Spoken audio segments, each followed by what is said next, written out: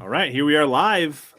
HellaBass live, Christmas Eve edition, special edition Friday night. This is actually a second stream this week, and none other than Brad Hallman to get us kicked off for a special Christmas episode to almost end the year. We'll do some next week. But what's going on, Bradley? Well, not much. Getting ready to enjoy the holidays, probably just like yourself. I actually had just spent the day with my daughters. I had my two oldest daughters. I got 4 children, but the two oldest, 18 and 14, 18 and 13, 14. She's going to be mad at me if I don't remember the difference. Got to be 14.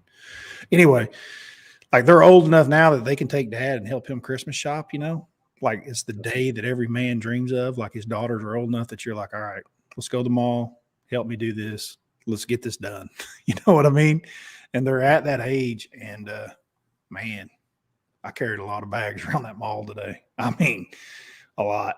But it was a good time. Got to spend time together, and that's part of the holidays. It's crazy how run around that we all spend our lives that you've got to have something like this come up. But dude, great day, and I'm glad to be here tonight.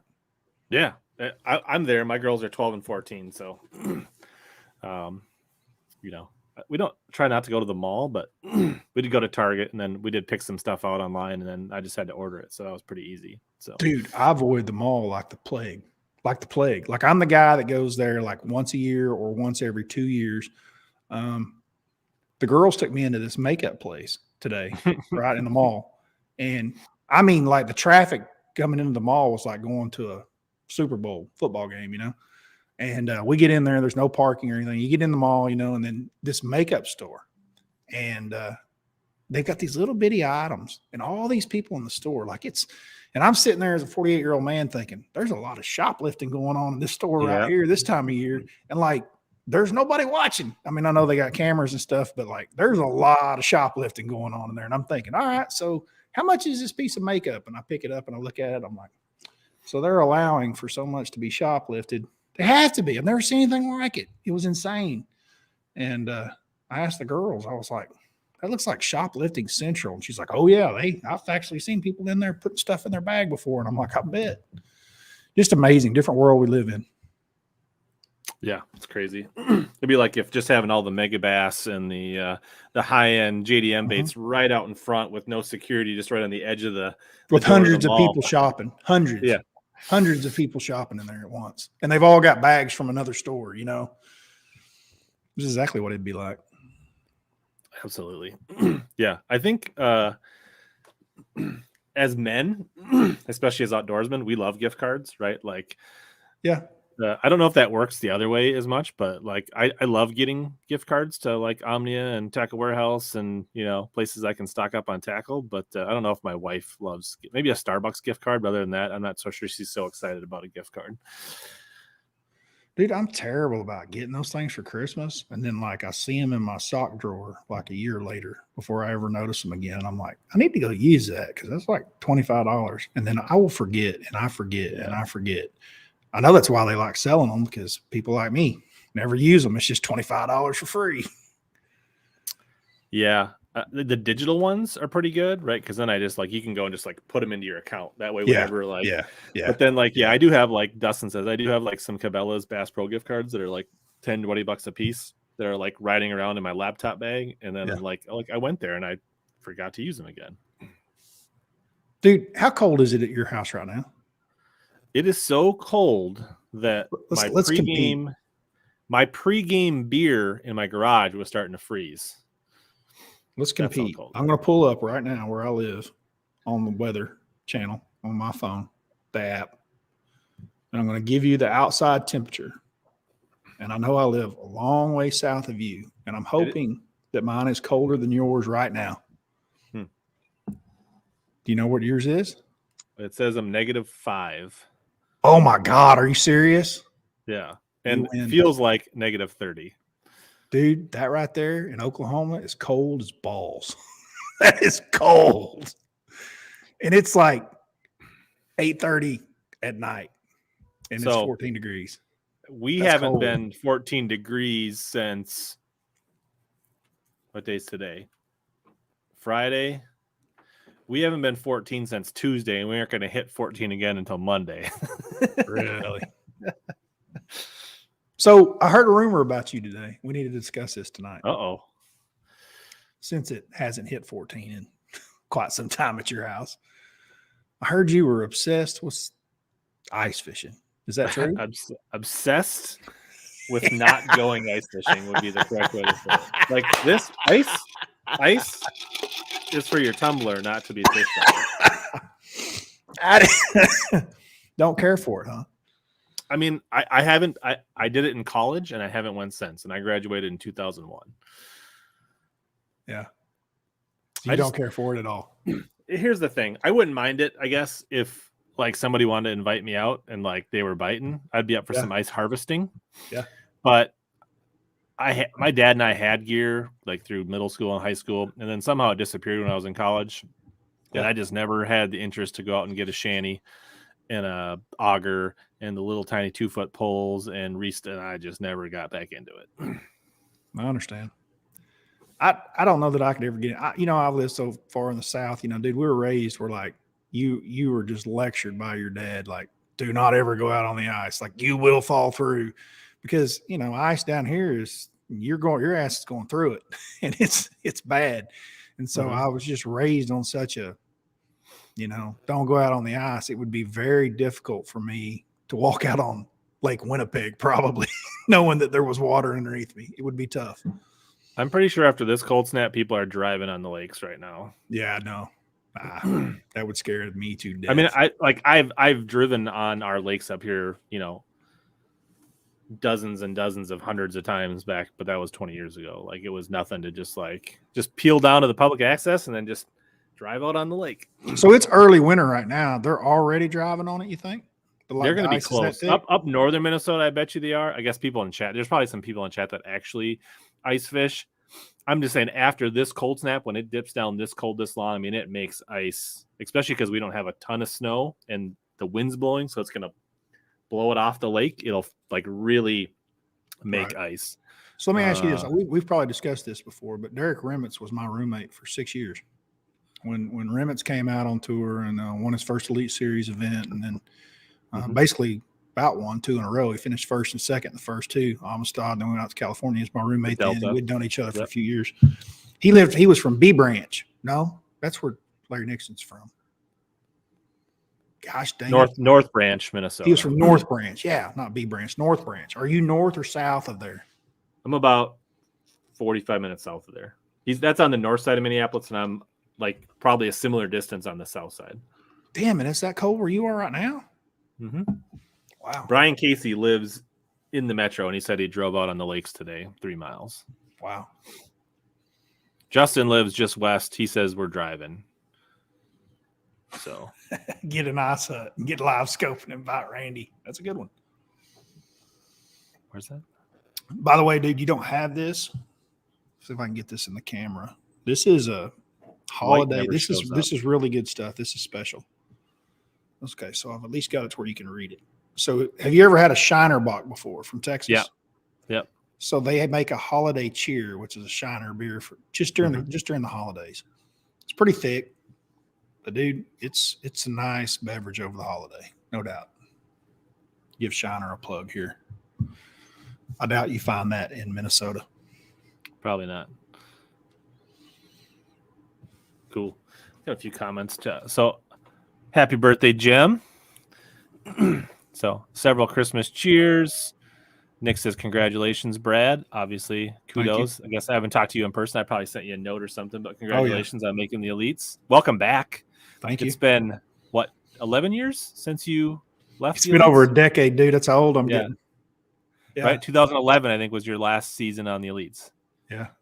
Yeah, a long, long time ago. Dude, it's so bad that I actually, last night, I was sitting there and, you know who Ryan Nolan is? Nolan Ryan is, right? Mm-hmm. Pitcher for Texas Rangers and Houston Astros and all that. Yep.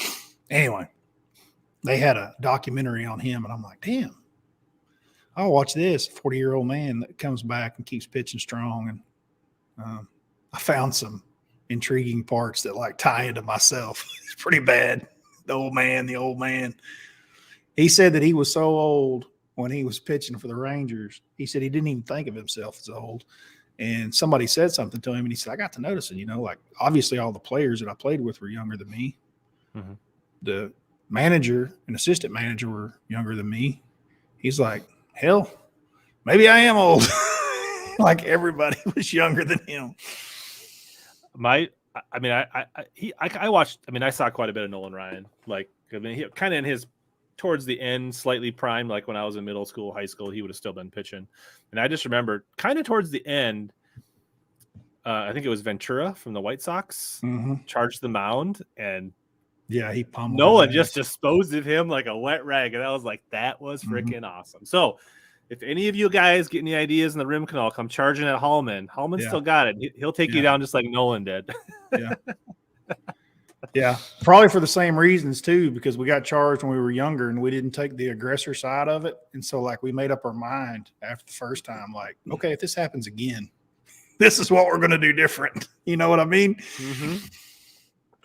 Yeah. I don't want to forget this here. So welcome Caleb C, new member. Welcome to Team Hella channel member. That's awesome. So he gets a one of us. Welcome Caleb. Awesome.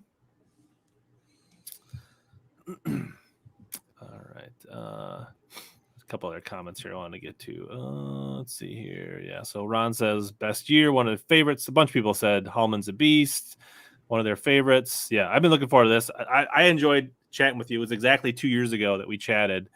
December 20th, 2020. Yeah, I'm kind of looking forward to having you back on since. We had a good chat. I can't believe it's been that long, dude. I can't believe it's been that long. And I feel like, even though we haven't chatted, obviously you've been on like, with Castledine, and you sneak on to BTL from time to time. So I feel like a lot of us keep up, but so it doesn't feel that long, partly because of that. You impressed the hell out of me, I guess about a year ago. Impressed the hell out of me, bro. We had been up to a riders convention up on the Mississippi River, and in Wisconsin. Were we in Wisconsin? Madison? Where were we? La Crosse. Yeah. Is that Wisconsin? Yep. And the week after we left, y'all had that derby, and you just crushed on them. I'm talking like within days. And dude, I've been out there fishing for 3 days.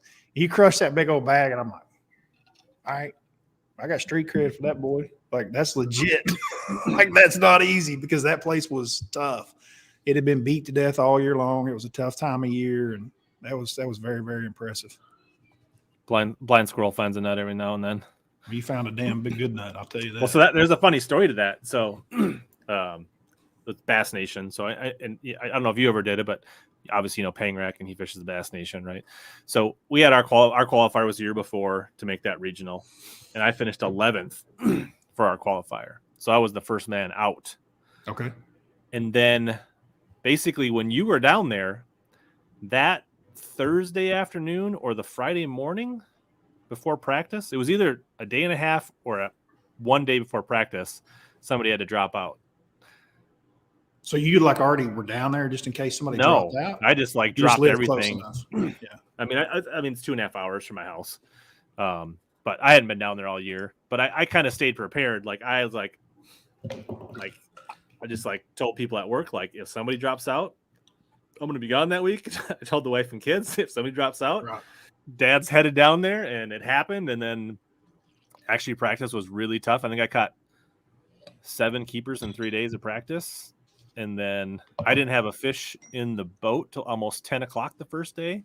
Wow. And then just started making things happen and ended up leading the tournament for 2 days, and then almost finished it, but not quite. So it was very incredible, dude. Like I said, I've been there, and we were kind of staying back in the back canal, a lot to shoot some video and different things. Yep. But I ventured out on the main river a few times because I've been there before, and tried to run a couple little backwater deals that I knew about. They were kind of little sweet spots. And I mean, there's nobody there hardly when we were there. And so and it was tough. And then when I flipped it on and you had that bag, I was like, you go, big boy. Because like, that's a street cred, because I knew it was not easy up there. Yeah, awesome. So yeah, last time we talked, you had just finished up season 1 of the Opens, going into season 2. Yeah. So it has been a while.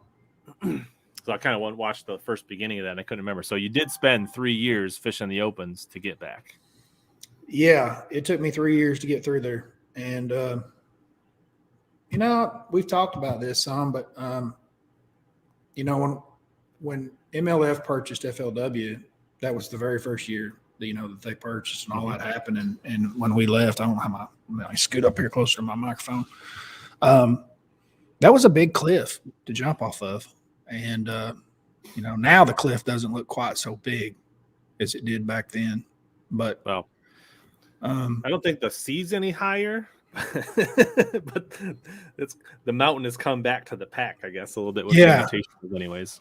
Yeah. At the time, it seemed like a giant cliff, and that's why you saw so few guys do it. We knew what the opens were going to be as far as field size and what that gauntlet was going to be. Just from fishing for so many years against competition, you kind of had a pretty good idea of it wasn't going to be easy. Now, I was hoping it wouldn't take me 3 years. I was hoping I could do it in 1. But, at the end of each year, the first 2 years, I had a shot going into the last event. And that's really all you can ask for. Obviously, this year I had better shot than I had 2 years before that. But last year I had a pretty good shot. And then the year before that, it was probably an outside shot. But I still mathematically had a chance. But, man, it's that thing is all you want and then some. That's just the reality of it. And it's not changing. I mean, it's going to be the same thing and then some again this year with 180 boats all chasing 9 EQs. That's too big of a bottleneck, I feel like, in our industry, honestly. I know that a lot of the here we can go down this path. I know that a lot of the Elite Series guys that are there, some of them that were there whenever I was there a decade ago, that are still there, they feel like that, that's how it should be. But it's been a long time since they've had coinglers in the back of the boat. They've forgotten what that's like. They've been a little sheltered because of the 9 or 10 guys that are coming in. There's some really good competition out there, and some of the guys are unaware of what's actually exists. This is on both sides, not just the Elite Series, the BPT guys too. Sure. And they're a little bit naive to it, not on purpose, just kind of the way things have worked out. And I think that we've grown this sport to the point where, like the high school fishing, the college fishing, and all the things that have gone on, I don't know how long that they're going to sit and take, well, we've got 6 spots for you, even though there's 200 of you, come make it. Because there's more than 6 of them deserving. And,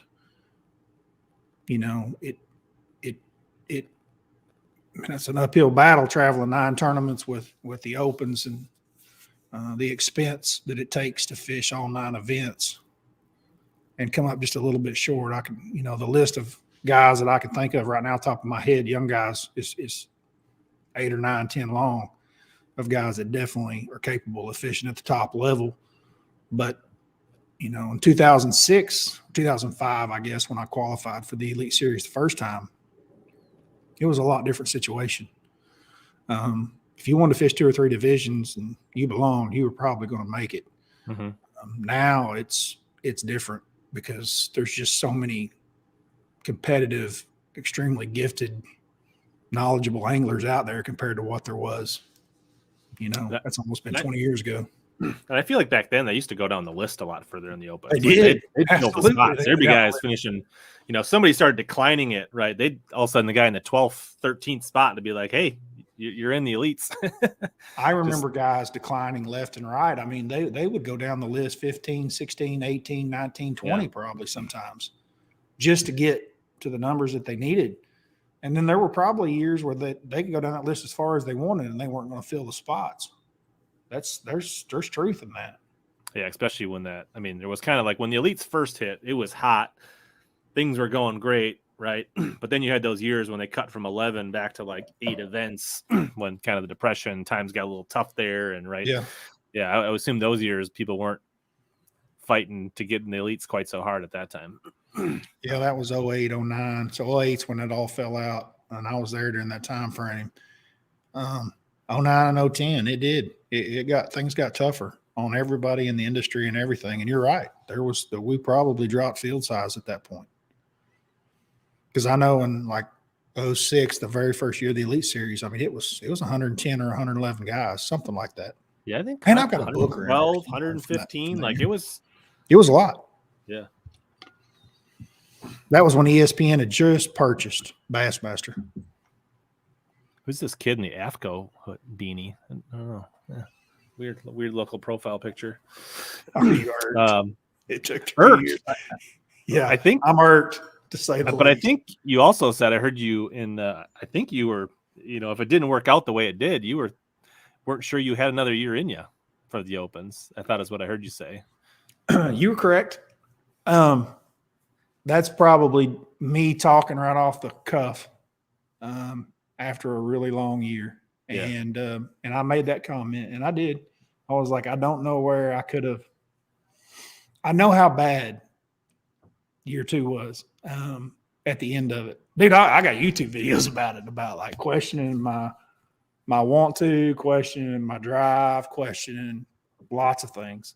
And dude, it was like, I was glad it happened when it happened, because I really questioned whether I had another year left in me.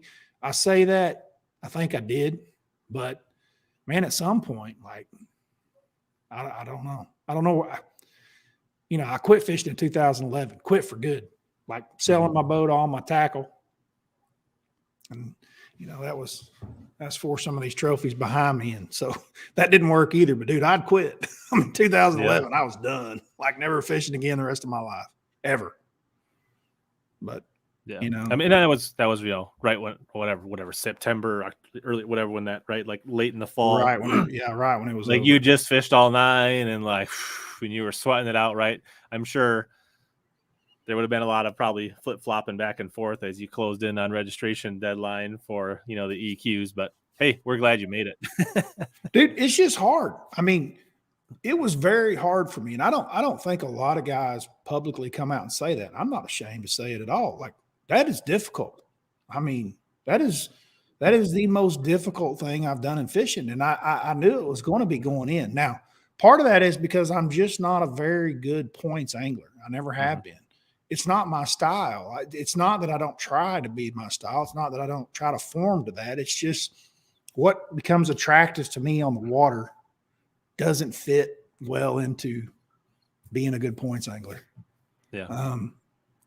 My style and what's attractive to me tends to be, and it's not like you think all this out, you make these decisions. It's just what happens. But like, if I can get 2 or 3 good bites, the ones that count, I'm like, let's go chase this and see if we can get 5 of them.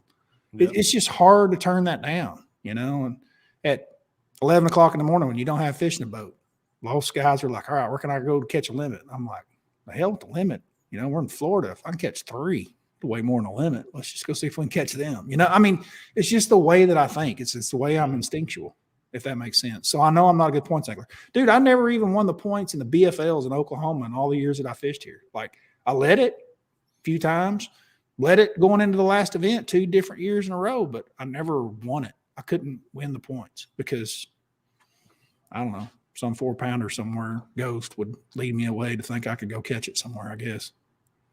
Yeah. Well, and there's been a lot of guys that made good careers, and you've made a good career up to this point. I mean, you've got several red trophies back there to prove that system works. And, if you can, I mean, there's a lot of guys like, Swindle and Lowen until recently, right? And there's probably a list of another easy 10, 12, 20 guys you could list that have just been journeymen. They have been consistent. They've made a bunch of classics, but they've never really popped a win. And then there's the guys like yourself that have a couple major wins, and, you make some championships, you don't make some, but like, you can do it both ways for sure. There's no one way to do that. Dude, those trophies to me, like, they're just there forever and they don't go away. Money spins and all that. We can talk about me finishing 15th in the AOY every single year. What the hell ever? Screw all that. I want the wood. You know what I mean? Yeah, I want this over my head. Like, I want to know that I beat everybody there, and I want the names to be, Jason Christie, and I want them to be, I want them to be those guys. I don't know. Yeah.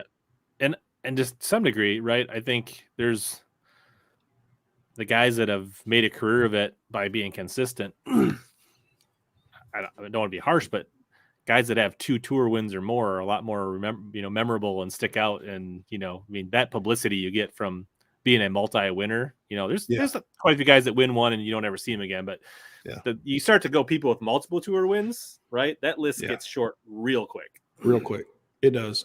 It gets short real quick. It's actually amazing how short it'll get. You think of guys and you're like, he's never done that before. That's amazing. I don't know. To me, that's just what I enjoy. I mean, that is, I heard Hackney talking about this the other day on a podcast, and dude, it's the damn truth. If you could take that feeling of what that is and you could pour it in a bottle and put a lid on it and sell it, man, I mean, there's no drug that beats it. Like, it's the best drug in the world. And it's not just the winning. It's knowing that you figured it out, like when the process starts going through your mind, when you almost start feeling like Evel Knievel on the water and you're like, oh, wait till I go do this. It's about to get better. And it works, like, and it's going to work before you go do it. And it just keeps getting better and better and better. Like, that's a feeling that, like I said, if you could put it in a bottle and sell it, it'd be worth a lot of money. I mean, even it's the small high like no other. Even within the tournament, right? Like that lacrosse thing, right? When I was like, I didn't have a fish, and then I was like, the water was rising, and I was like, what about that one sand drop that was almost dry that I found in practice? And then I roll up and I catch a 3.5, and I'm like, roll around the corner, catch a 3 on a frog, right? And then like throw a sea rig and catch a big smallie on a different spot, and all of a sudden, you're like starting to fish everything that was just dirt when you started, and you're like, ooh, they're coming up with the water, like big time. Yeah. That's the kind of stuff I'm talking about, man. And like figuring it out in the moment. And, like I said, when you start in your mind and you can see the future on it and then it starts working, it gives you a lot of confidence. It's a really, really great thing. Yeah. And absolutely. The tournament's part of it, but also there's a bunch of people that, fun fish that watch this as well, right? There's still those things. You make that adjustment and you're rewarded like that. That's just it. That's what we're all looking for. I feel bad. I forgot to turn the Christmas lights on. So there we go. I'm laughing at Panger and all these comments.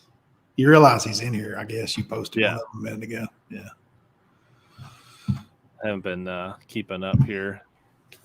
But I did. So that's kind of interesting. Like Jig Squad says, the opens are the real deal, and it's getting even tougher. Mm-hmm. It is. And I think it is. Like, I mean, obviously, percentage-wise, I think you can make the argument, right? 9 out of 175 is a better percentage than 3 out of 200. But 100%. But also, right, and then the 3 out of 200, you can't have one bad day out of 6. Whereas 9 out, but then the competition is... it changes the game, too, like what you're shooting for. That's what a lot of guys don't understand is, like, it changes the format of how you're fishing. When it was 3 divisions, which... a lot of guys thought when that thing came out that I was like all for the 9. And I think it's great the way they're doing it, and I understand it. But me personally, I like to gamble too much. Like I like the old format better. It's almost like you get 4 bingo cards, instead of just getting 1. You can play the overall for 3 spots, or you can play each division for 3 spots. And like, even if you mess up here or there, you still got a division. I always like that system better. Now, does that bring the best overall angler to the Elite Series? Probably not. And the 9 definitely, but it changes the strategy.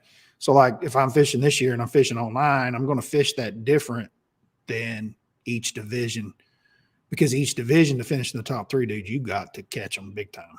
I mean, it's stupid the numbers that the top 3 have. Like it's really, really, I think it was 40 or 45 is what we finally figured out. Like you couldn't finish below 40th. Yeah. You basically had 50 points, right? Like that's what it was. Yeah, you basically had 50 points. That's what it was.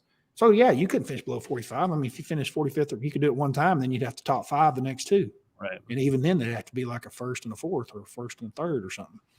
Yeah, that's the deal. You had 50 points. So out of 3 tournaments, I mean, it was stupid. You had to catch them really good, and those were all, for the most part, 225 boat fields, not 200. Which I've heard. I know that Hank was talking about this, and I haven't heard a lot of people talk about this publicly, but dude, that field's supposed to be 250 this year. They raised it 25 more boats. And supposedly, once the 175 filled, when they opened it up to each individuals, it took 9 minutes to fill those spots. Yeah. Quite the scuttlebug.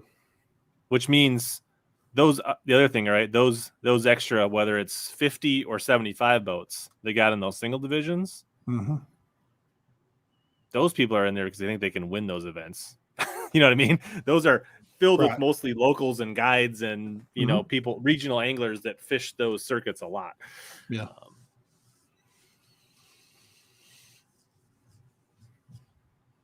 How did Hallman? What's that one? Where's that Tennessee deal? Tennessee and Oklahoma become perfect. Tennessee didn't have anything to do with that. I wish I could say it did, but it didn't. I just saw the Tennessee Oklahoma got my attention. By the way, I loved your Tulsa time deal on the social media. I pay attention. Cool. I like that, dude. I like that. You said that was gonna be your walk-in music, right? Or you change your mind? No, it's like I'm in between.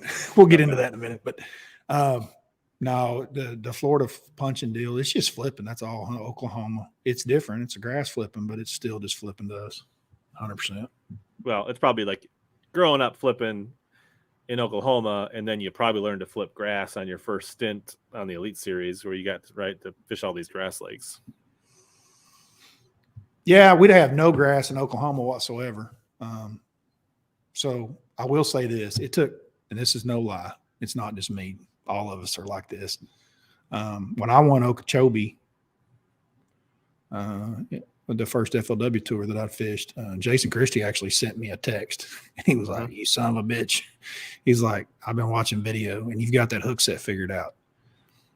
What he means by that is like here in Oklahoma, we flip fluorocarbon primarily in and out of the bushes. We're not flipping braid, and we're not flipping 2-ounce weights. Down there, up here, we're slacklining them. Jason and I both, all of us are. And if you slackline them with braid and a big weight, all you do is blow their mouth open. So if you really start watching a lot of videos, some of the best big mat punchers, you'll notice that they're initiating their hook set off of a tight line, and it's not a slackline deal. And so it's hard because you flip in there and it's the best bite in the world. It's ka-dong. Yeah. And it's hard not to just throw rod at them and whack. But if you do, you run such a big risk of losing them. So it's more of a, hey, that's her. So let's reel down. And like I say, you just initiate the hook set off a tight line and you're golden. I mean, you still knock the hell out of them, but it's got to be initiated off a tight line. And so that took some time. And I went through that learning curve through a lot of years where I made mistakes. And obviously Jason still had a little bit of it too, because he's like, "You son of a gun, you got it figured out."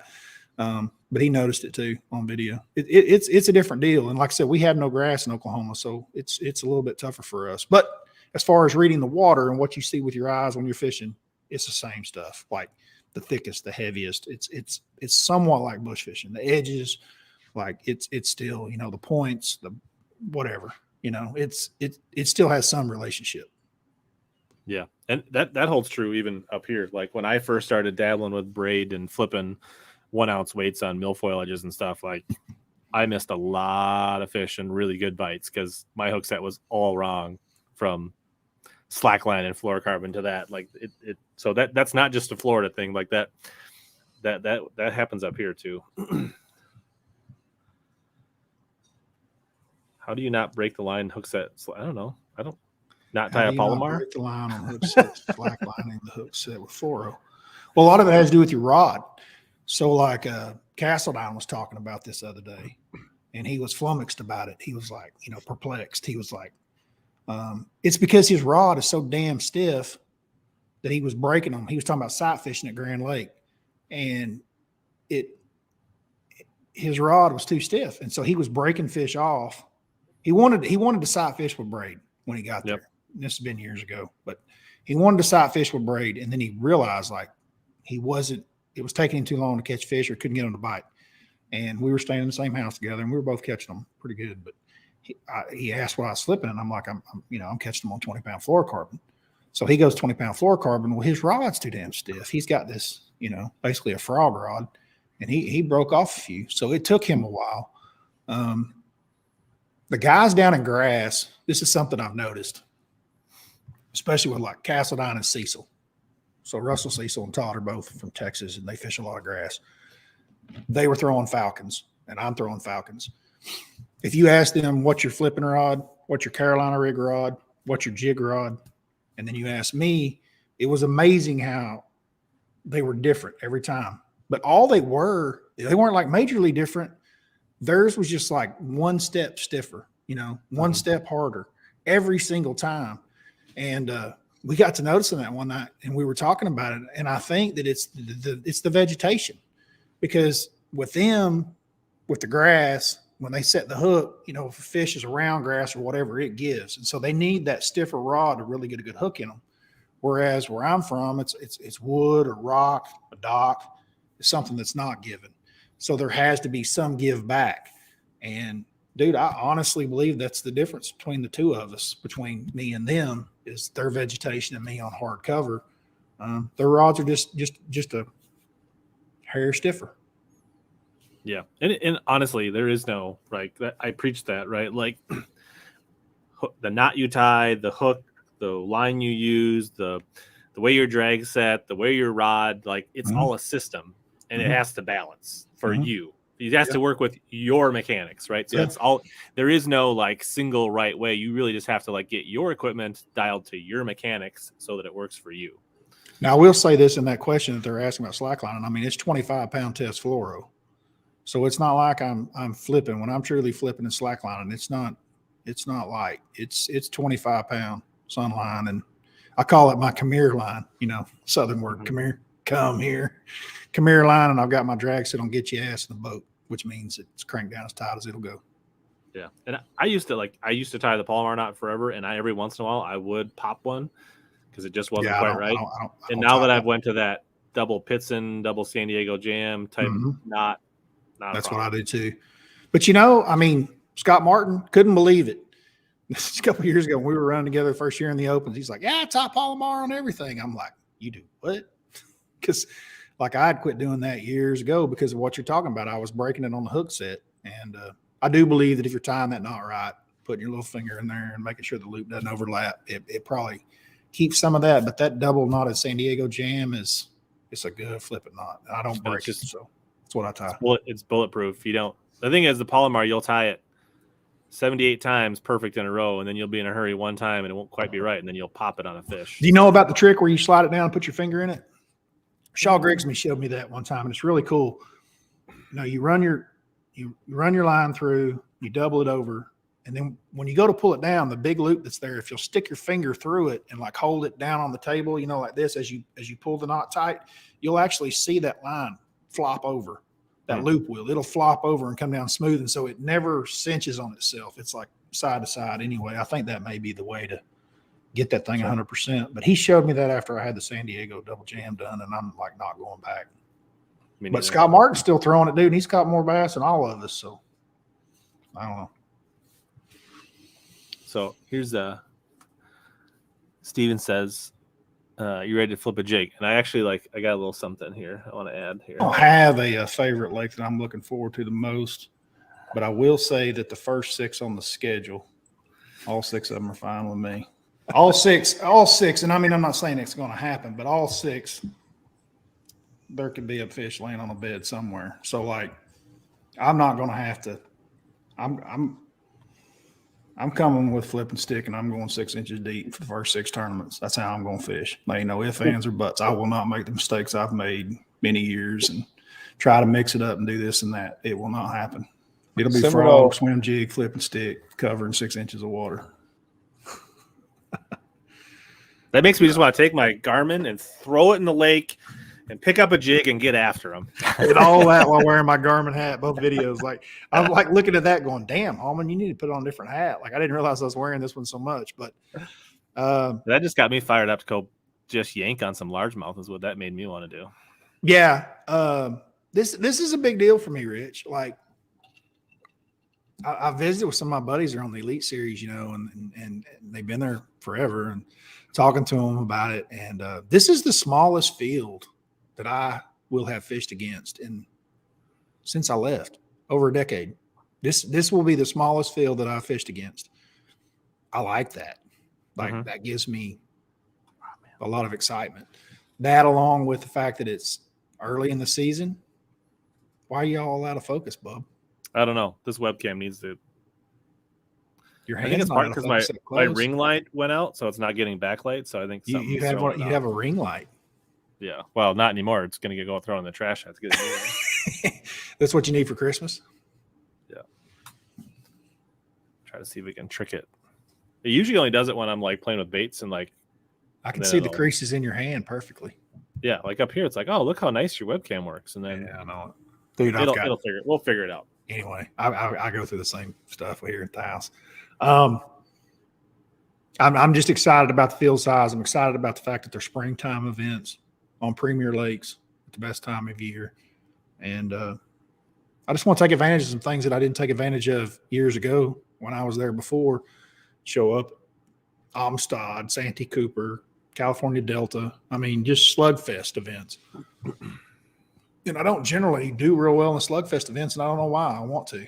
Like, it's just, how the hell can you not get excited about going somewhere to potentially catch 30-pound bag, you know, the dirty 30. So, yeah. Just don't go let Johnny Cox be the only one to do it. Go join the party.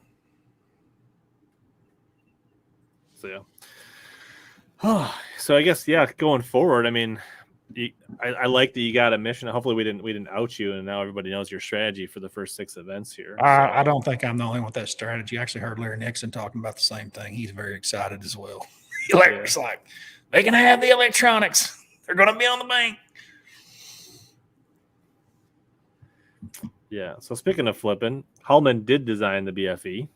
Panger had a lot to do with it too. Yeah. I mean, co-design. Big part of that. There's actually some really good episodes on BTL. If you really want like the dirt, there's like whole shows where they're walking through that. So that's probably. I've actually got a YouTube of the whole design. Oh yeah, you do too. Yeah, you got a video on your channel. My daughter drawing out the bait. Me and Panger talking on the phone about the night that we named it, like everything. So, since we talked about going shallow, and I mean, where do you stand on big baits? Is that like in tournaments in the Elite Series? Is that something you do have situationally, or is that something you don't even want to cloud your mind with? Like, where do you stand on that? So if we go to California and we're on Clear Lake, I'll throw whatever. I don't care if it's 14 inches long because I know that it works there. We go to Gunnersville, I'm not going to throw a 14-inch bait, but we go to Gunnersville and I'll throw an 8-inch bait. You know, May and June, I have no problem throwing big swim baits then. It just depends on where we are and how I can put it in my arsenal. Does that make sense? Mm-hmm. Like I'm not looking to go throw. So like the glide baits and stuff, I'm not. Dude, and I fished with some of the best glide baiters in the world. And we spent time together in the boat, them explaining it to me and showing me how they throw it. The glide bait's great. I may throw it some in practice, right? Sure. Just may not throw it in the tournament. Look, what a lot of those guys are using that thing for in tournament aspects. I don't think this is some big secret, but it's definitely something that's not public knowledge. Maybe you know this. I don't know. You know where I'm going with this? They use it for search baits in practice. And how do they do using it? So they probably don't even throw hooks on it. What they're doing is they're looking for bedfish. Okay. Yeah. That are deeper than you could see. Mm-hmm. And so when you throw that glide, they'll come chase it and show themselves. Now, you're not going to catch it, but all you got to do is know exactly where it came from and come back and throw a BFE, a 25-pound test fluorocarbon, and slackline that bitch. You know what I mean? Yeah. That's what it's about. Yeah, I feel like I always carry like my swim bait boxes thinking that someday I'm going to be in a tournament. Mm-hmm. Like you're going to roll into Murray and 11 o'clock day one, you already got 24 pounds in the box. And you're like, maybe I should take out a mag draft or a glide bait. And then like, but I feel like also like when you're rolling like that, I always think like, well, if you're catching them on a jig, then you just keep throwing the jig or whatever it is. Right. Like, I don't know, but it always feels like in my mind when I'm not fishing that like I keep the swim bait there situationally where I feel like I'm already capped out. And the only way to move up is to throw the swim bait, but I don't, A, that doesn't happen a ton. And B, once you're like in the heat of the moment of catching a big bag, your mind is like, I'm dialed. I'm going to keep doing this, and I'm going to Absolutely. Yeah. Mm. I saw somebody. Go ahead. Thomas wants to know if we're getting the BFE and the sensation material from Big Bite. I haven't heard that. No. That sensation stuff is primarily, not all of it, but a lot of it is very smallmouth driven. Not that the BFE couldn't be a good smallmouth bait. We could probably make a smaller one where you could put it on Ned head. It'd be pretty slick. Somebody had just asked when I cut the tail on the BFE. That's always been, since that bait's come out, we just wanted that bait to be different than anything else on the market. And so therefore we didn't split the tail. I don't split the tail.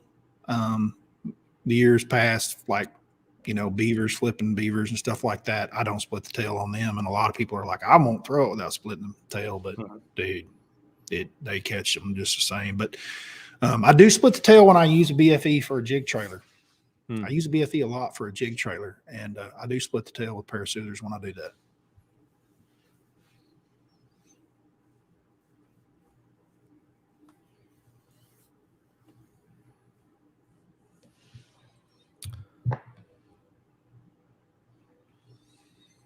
Yeah. So Sean's basically asking why is flipping, straight line 80-pound Dacron fell to the wade side for in favor of pitching.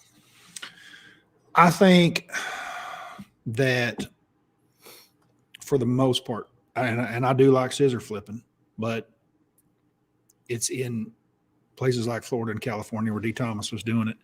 It's target-rich environments. Target-rich environments when you're very close to the target. So like a bunch of reeds where you don't want to just flip and then make another flip 6 inches or a foot down the bank. You want to make it every 6 inches down the bank. Does that make sense? Mm-hmm. Because if there was a fish there, she could miss the bait. If you moved 6 inches over, she'd never see it. And that's, to me, when the scissor flip becomes effective, because you can get more faster and closer, but yet your boat speed's not going very fast. A target-rich environment, a very, very target-rich environment. If that doesn't exist, then the pitching is better than the old scissor flip. And quite frankly, I've pitched so much in my life, and it's so fast. Like D. Thomas wasn't flipping with an 8-to-1 reel, which is what I flip with now. Mm-hmm. It would take him much longer to wind in with a 5-to-1 or a 6-to-1 than it does me with an 8-to-1. And just out of habit, it's just so fast that I can, pitching. But there are still some times that I flip. But like I say, when you see guys that are really good at it, Andy Morgan, Hackney, when you see them scissor flipping, I guarantee you it is a very, very target-rich environment. Very target-rich. And I think it typically is something where it's like new fish, new water, like back when D really like popped the top off that. Those fish literally had not been touched. Like it was like brand new, fresh fish that hadn't seen lures. But now, with fishing pressure and education and, it's harder to find those fish that you can get right up on top of and get. Yeah, bow positioning is a big part of it. Yeah. You can't get that close to a lot of them anymore. Back then, they were in the cover and didn't spook them. Now they're like, there's a boat there. I can hear your trolling motor and your electronics knocking. You've got Humminbird at 360 and Garmin live scope. They can hear it all. And I can hear that you got a nick in your trolling motor prop. And yeah. Yeah. Nice. Let's see here. So you mentioned reels, 8-to-1. What kind of reels are we rocking? Last time we talked, you were still using disposable Chinese reels. What are we using these days? Yeah, and I've had those. I mean, when we talked about that 2 years ago, I won that. Both those FLW Tour events with Chinese reels. Man, what happened was you're buying those things online at, I don't even remember where I was getting them. Gone blank, but basically out of China, and those same reels don't exist. They're always changing them, and there's no name on them because they're in Chinese lettering. And I should go get some of those. Everybody talks about them so much, but they were like $20 a piece. But they were good reels. Like I could use them for a year or two. A bunch of them. 1 out of 15 might go straight in the trash, but like it's $20. But it's just all been Shimano's again. It's just easier to spend a couple $100 on Shimano and use it for a long time. So I just buy Shimano's. My deal with the reel sponsor is that I've been with Falcon so long and they don't make a reel. And so everybody else that makes a reel makes a rod. And so they're like, yeah, Hallman, we'd love to have you, but you got to use everything. And I'm like, I'm not doing that. So, that's kind of where I'm at. But Shimano's, without a doubt, day in, day out. I've used them since I was a kid. It's always been my favorite. Tried a few Daiwas, like them. They're okay, but I don't think they're Shimano's. I never have. Shimano day in, day out. And I don't buy that real expensive stuff either. $200 Shimano and I'm good to go. It'll last for years. I mean, Candy's still rocking some of those green ones. Yeah. I used to clean my own reels back in the day. I had a whole bunch of those green ones, and God, they lasted forever. That's probably the best lasting reel of all time. We kind of talked about flipping and shallow. Do you turn your electronics off when you? Mm-hmm. So you feel like in those first 6 tournaments, there'll be quite a few times where you're gonna shut everything down and. Yeah, nice. I don't like mine chirping. I haven't liked that since the 90s. I turned mine off. First time I heard one in a garage, when the boat's in the garage, and you're like, it's pinging off. You're like, tick, tick, tick, tick, tick, tick, tick. Yeah, turn that stuff off. That's a good question, Dustin. Like, how many people have actually, I definitely have flipped. Partially because I grew up a little bit older than Panger, but I did casting kids for like 1 year before I aged out of it. So I had to flip for the casting kids target. But I have done it. And there are some situations still up here, like on the river, Mississippi. You'll get some of those really big river laydowns where you'll want to get up and there'll be duckweed matted up in there, and you'll, let's sit there and daub, each little hole. And that's the kind of situation where you can let the current sneak up on it, and then you can be quiet and pick something apart. But there's probably a lot of people that haven't really done true flipping. That's probably true.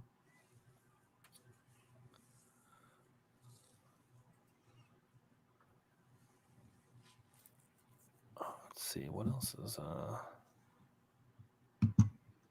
so what's that? There's been a few questions in here about traveling. You hanging out with anybody? Have you made plans? Is it still coming together? No, it's just being sook up. Okay. Yeah, it's the Elite Series. A lot of the guys that I do know, they've all kind of got their little cliques and stuff. And of course, John and I have been in one. So it'll just be John and I. It's easy. We're both from Oklahoma, good friends, and it just works good for us. So, like I said, a lot of people have kind of already got their little cliques and quirks working. And I've got multiple guys that I've roomed with before on the Elite Series right now that Brian Schmidt, Scott, and actually a few more. But dude, I hadn't even called them about it because I know that everything's working smooth and it's hard to be the third wheel. And John and I have been rolling anyway. Panger or Upshaw, or if not both of them, could very well qualify next year is my hope. And so, the house gets a lot bigger once those guys come on board. So I'm looking for both those guys hopefully next year. Yeah, that'd be sweet.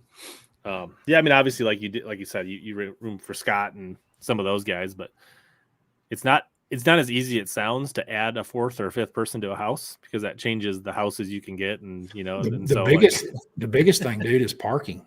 Yeah, think about it. When you start adding another truck and another boat, if you're 3 deep, then you got to add a 4th truck and boat, and dude. 4 and a lot of these places we stay barely have room for 2, more or less 4. So that's a big part of it. Yeah, for sure. We do, for our state tournament, we have 10 guys in our club with 5 boaters and 5 non-boaters. So finding a place where you can park 5 rigs is not easy. Right.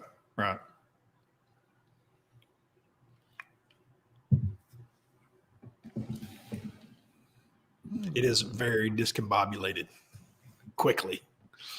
Yeah. So is there any time you don't? So when you say 25-pound test, that means is there other times that you drop below 25 or?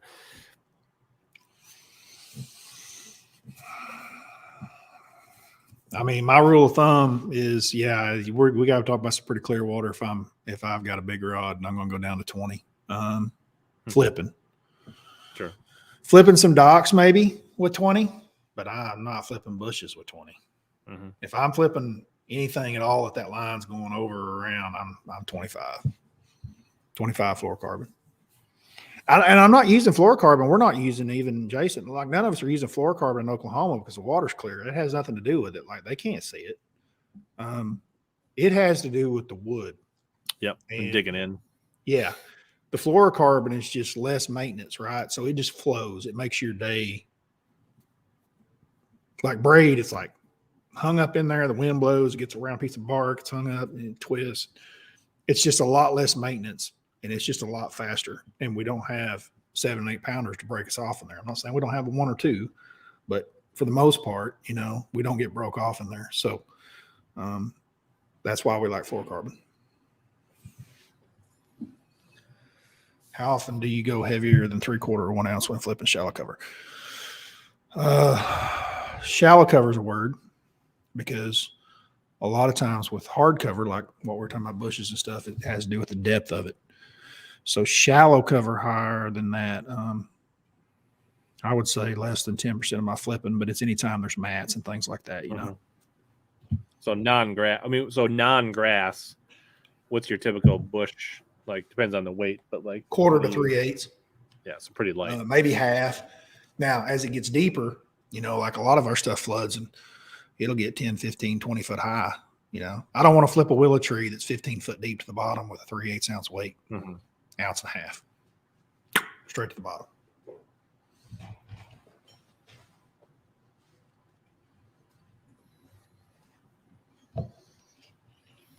So Benedetto wants to know how, so we kind of talked, that little video kind of suggested, right? Like swim jig, LBJ, BFE.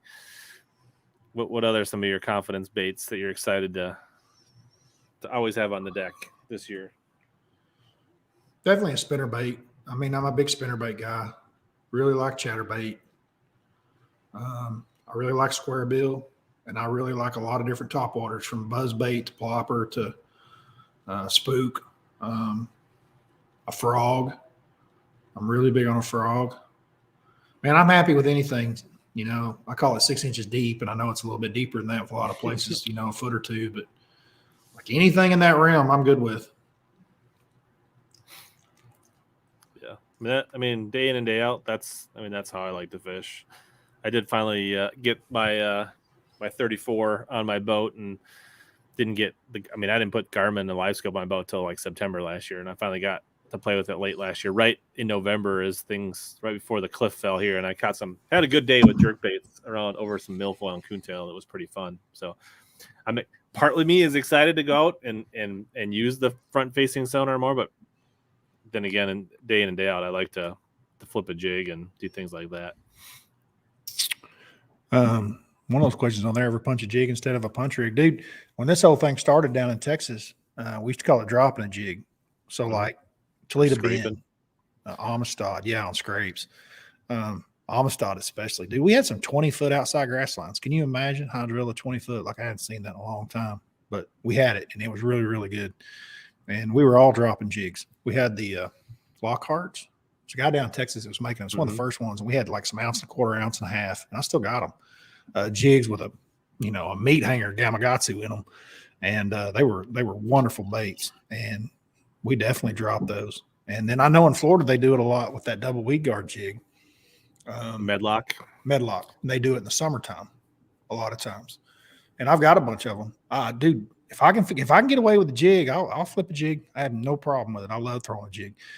A lot of times I'm punching the BFE. I've got a skirt on it a lot more than what most people are doing. I use the skirts a lot, so I'm basically flipping those punch rig skirts where you slip a skirt under your. Or do you buy the rigs or do you just slide? I don't like the ones. I don't like that weight that's got that little deal on it.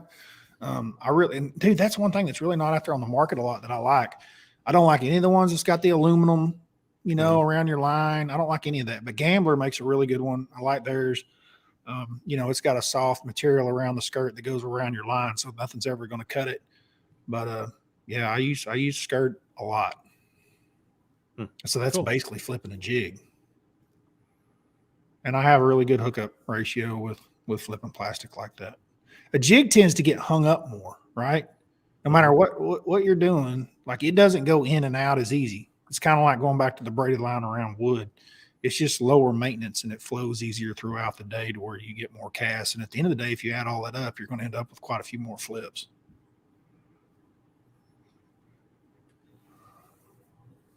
All right, we got a run on rod questions here, so we're gonna go rapid fire on some rod questions. So Dan wants to know, what's your fluorocarbon flipping rod? Falcon Amistad extra heavy. And is that only in one series, or is that? Could be in any of them. I don't care. They make it in all. I don't know. I'm not. They make it in a low rider, so it doesn't matter how much money you want to spend. You want $120 rod or whatever, they make it in a low rider. If you want the most sensitive light thing out there, they make it in a $230 Cara. They make it in all. Amistad extra heavy. You know, I'm sitting here popping that off. They may make it just in the expert and low rider. It's got to be in all. It's got to be in all three. Amistad is probably my favorite rod. The Amistad extra heavy is definitely my fluorocarbon flipper. Amistad I flip braid with, but it's not my grass rod. My grass rod's an 8-footer. Amistad is a 7.3 and the extra heavy is a 7.4. Man, I'm between the Swim Jig series rod. So favorite Falcon frog rod. Jason likes, I think the head turner, I think is what he uses. It's like a 610 head turner, I think's his. I like a bigger rod than that. I like the swim bait rod. Castledine and I both were on the swim bait rod. It's 6'3" or 4, and it's got some meat to it. 7.3 or I think it's 7.3. You said 6'3", and I was like, that seems really short. Did I say 6? I'm sorry. Yeah, definitely 7.3. Yeah. And then Dustin wants to know, when are we going to see a signature Falcon Cara, and what would it be if it did happen? It'd probably be that 8-foot flipping stick for the grass. I don't know if I'll get a signature series, but we're gonna work on that rod. We've got one right now. It's really good. We do. We got an 8-footer, and it's a good flipping rod. But I imagine that's probably the one that, like I said, I don't know that I'm going to get a signature series out of it. I'm not worried about that kind of stuff. The problem with the 8-footer, we would have done it sooner. Don't sell many of them. It's regional, right? It's only in certain parts of the country, and so it's not you can spend a lot of time and effort making it, but you just don't sell that many of them because it's not an all-around rod. Does that make sense, Rich?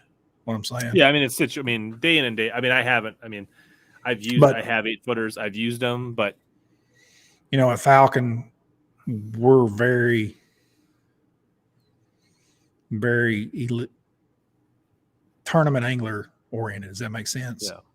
And we realize that we want to hit even the niche stuff really well. So I would imagine that rod is coming.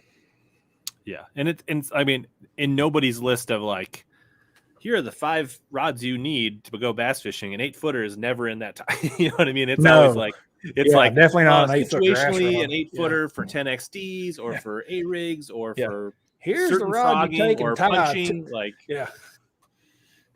Here's the rod. But all of that stuff you can do with a 7.6 or a 7.4 most of the time. There's a few times when the 8-foot is the deal. And just, I mean, not for tour guys, right? Tour guys, 20, 21-foot boats, 8-footer's not a problem. But for guys that are running 17, 18-foot, some of the smaller aluminum, like an 8-footer is a lot to deal with on a deck or some of these rod lockers. It's not a pleasant situation in some of these older bass boats. Yeah.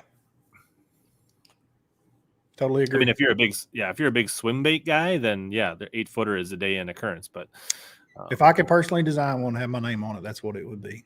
And it's a big stick, but that's what I like, the big stick.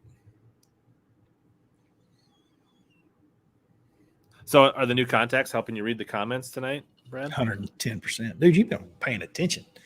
This is like, so a lot of what, I try to figure out how I could really improve my off season. And something I've been struggling with the last couple of years is my eyesight going away. And I've had, 20/10 vision. I've had really damn good vision my whole life. And I started noticing slipping, and it's kind of gone little bit by little bit over the last 3 years. Dude, it's still not bad. Like what I'm complaining about, the eye doctor doesn't even want to hear about it. I'll tell you how little it is. my right eye in contact form. He told me, he's like, and I had to go to 2 or 3 eye doctors before I finally got someone that listened to me. He's like, your right eye, they don't even make a prescription for as little as it's off that you're complaining about. Right. And I'm like, well, but he's like, your left eye's got astigmatism and we can fix that. Try this. Put it in my eye. And I was like, yes, that's what I'm talking about. And so then he put up the little screen, you know, and you read. He's like, read this. And so I read off the letters and he's like, okay, that's 2020. Here, read this. So I read it and he's like, really good. That's like 2015. He flips up another one and he's like, nobody ever reads this one. And I was like, let me just try for a game. And I couldn't read the whole line, but there was like 6 letters on it. But I got like there was like 7 letters on it. But I did the last 5. I was like, I can't see the first 2, but then it's ZXWZ. And he's like, are you kidding me? I'm like, nah, that's what I want, bro. So, I mean, I wanted to be able to see. It has a lot to do with, you know, sight fishing, bed fishing, seeing what's going on in the water at the distance. Like when you've had that kind of eyesight for a long time, it's very frustrating when it starts to fail. Yeah, I was listening to that driving around because I think it was at the tail end of the crochet show with on BTL, right? Yeah, you bopped in, right?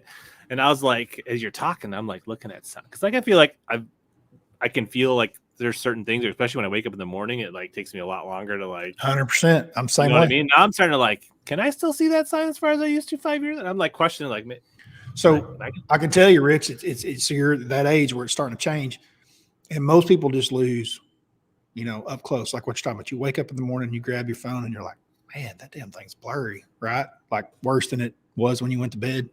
It takes a little bit to kind of focus in. And that's your up close vision. And you're right. That's what most of us lose. I remember my dad and everybody's older is like, yo, your arms get too short. You know, it's being funny because you can't hold it out far enough to read it.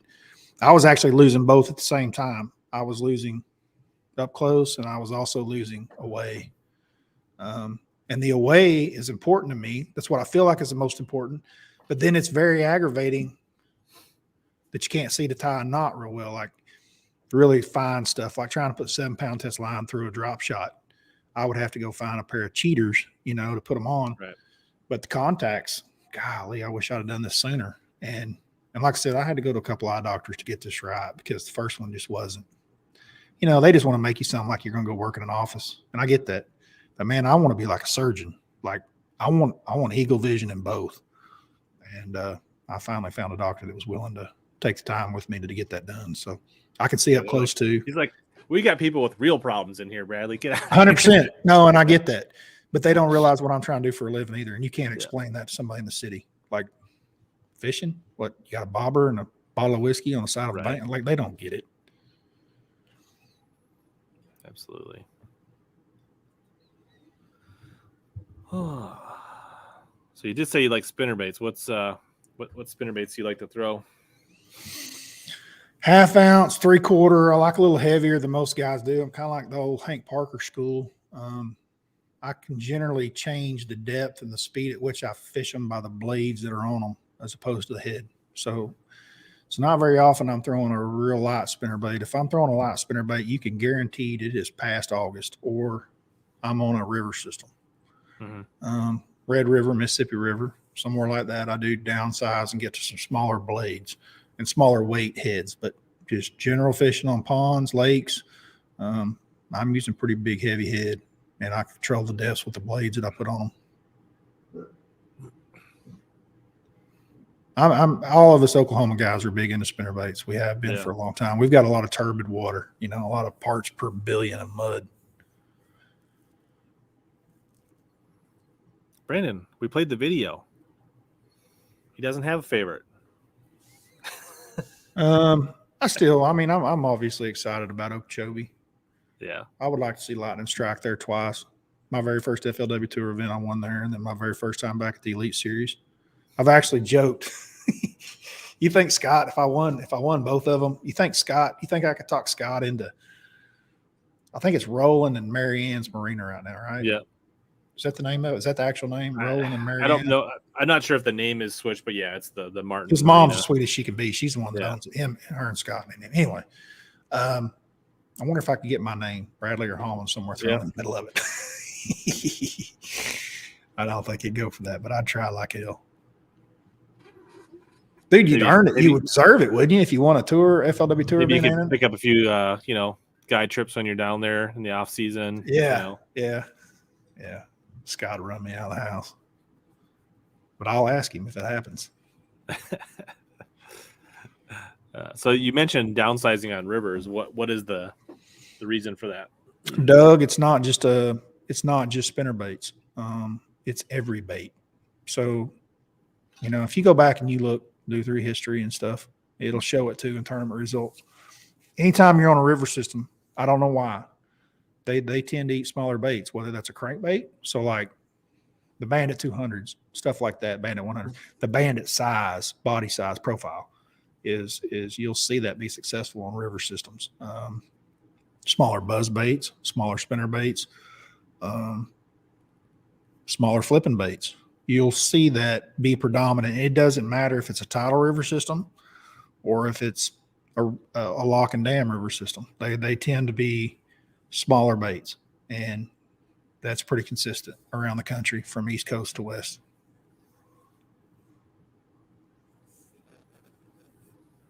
Dustin's a Mississippi River guy. He says smaller bait and muddy bottoms. Muddy bottoms probably got a lot to do with it. He's right about that. Most of the river systems are very silted, and so those fish don't feed on the bottom the way they do in a reservoir where you got a lot of rock and hard bottom areas. 100%.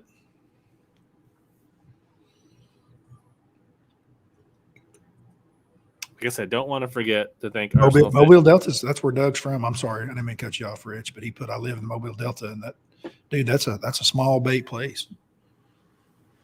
Well, he's like TK's neighbor. There you go. But yeah, so just want to make sure we thank Arsenal Fishing for supporting the channel and the stream, and for making the show better and all that stuff. So don't want to forget that.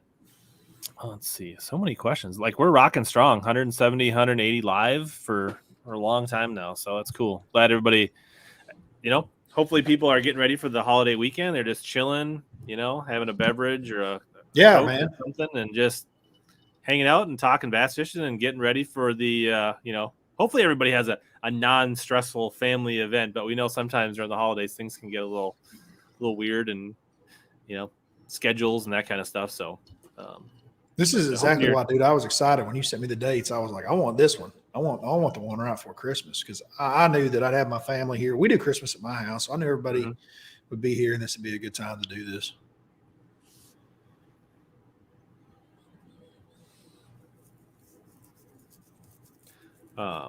So you did a whole video on dabbling with tungsten. Did it cross your mind to want to mix the LBJ with tungsten? Yeah, I think I can make a damn good one. I've talked to some people big bite about that. The issue with tungsten and pouring a jig, and this is the truth. This is what they've told me. This has been the feedback. It's not like you go in there and make a mold and pour lead around a hook. The tungsten, and you'll see this with Kitex and some of the other brands that are out there, getting the tungsten to mold to that steel of that hook is difficult, where it doesn't come loose. You know what I mean? Like, they just don't bond well. And that's hard to do. And I don't know that there's anybody in the United States doing it. Most of it's done out of the country. Didn't say that we couldn't do it, but I do think there's a market for it. If there was a bait that I could push and bring out to the industry that would be new and different, I think tungsten LBJ would definitely be a home run. Big Bites, who I've discussed that with. There's a couple different. There's casted versions, so they're not really poured, they're casted, right? Typically it's like you said, there's lead melts at what, like 300-400 degrees or whatever, right? It's the temperature at which it takes, and like tungsten melts at like 3,000 or 4,000 or something like that. And honestly, we're getting a little bit of pushback from the industry, because they're like, well, tungsten's a precious metal. I'm like, well, so is bass fishing. We give a shit, and it makes a big difference. I was sold on that this summer, and I've thrown a jig a lot in my life, and I knew instantly. I was like, this is a game changer. It was as big a game changer as the first time I threw fluorocarbon. First time I threw fluorocarbon, I was like, on a jig, I was like, this is way different. It wasn't because they couldn't see it. It wasn't because I got more. It was the feel. It was the fact that I could tell that bow wasn't in my line. Like I had direct contact. That's why it's more sensitive. I could feel everything. It was like, wow, compared to monofilament. And I truly believe that tungsten jig's the same thing. I truly do. Yeah, absolutely. Somebody's checking in from Australia. It's already Christmas Eve there. So cheers. Wow. Merry Christmas. Yeah. Honestly, I've been fishing tungsten jigs almost exclusively since True Tungsten was around. Like they were one of the first ones to come out with it. And I was on a staff for them back then and pretty much have been addicted to tungsten jigs since then. So it's interesting. It's because also like I'm a fan of tungsten, but also like I appreciate lead products as well, because like if lead ever gets banned, you think fishing is expensive now? Yeah. Like, right? Like if lead got banned. Look, I'm just talking about as if fishing was no cost at all. So when I say that, guys have got to understand that I'm just talking about the best equipment that's out there. I'm not saying that's what everybody should do, right? But I'm just saying that, in a perfect world where we all, could get whatever the hell we wanted, dude, it's night and day difference. Yeah, but I'm saying is 90% of our small business bait makers would be out of business overnight if they banned lead. Yeah, I definitely don't want that. That's what I'm saying. Like, as much as I appreciate, like, I don't foresee it taking. I don't think it would be good for tungsten to take over the market either. If I died today from cancer at 48 years old with 4 children, it'd be really bad with 4 kids. But I would say that it's been worth it for all the fishing I've done with lead through these years. Bad as that is to say. For the 4 loons that ate a lead split shot. Yeah. So, like I wouldn't give that up for that. No way. Yeah, and there are times that like lead is actually better, right? Like for certain things, like certain football jigs in certain situations, you want the width to like get over cover and things like that. There are times you want the feel, and there's other times you want the less dense, the blunt tool to do a different job. So they both have their place for sure.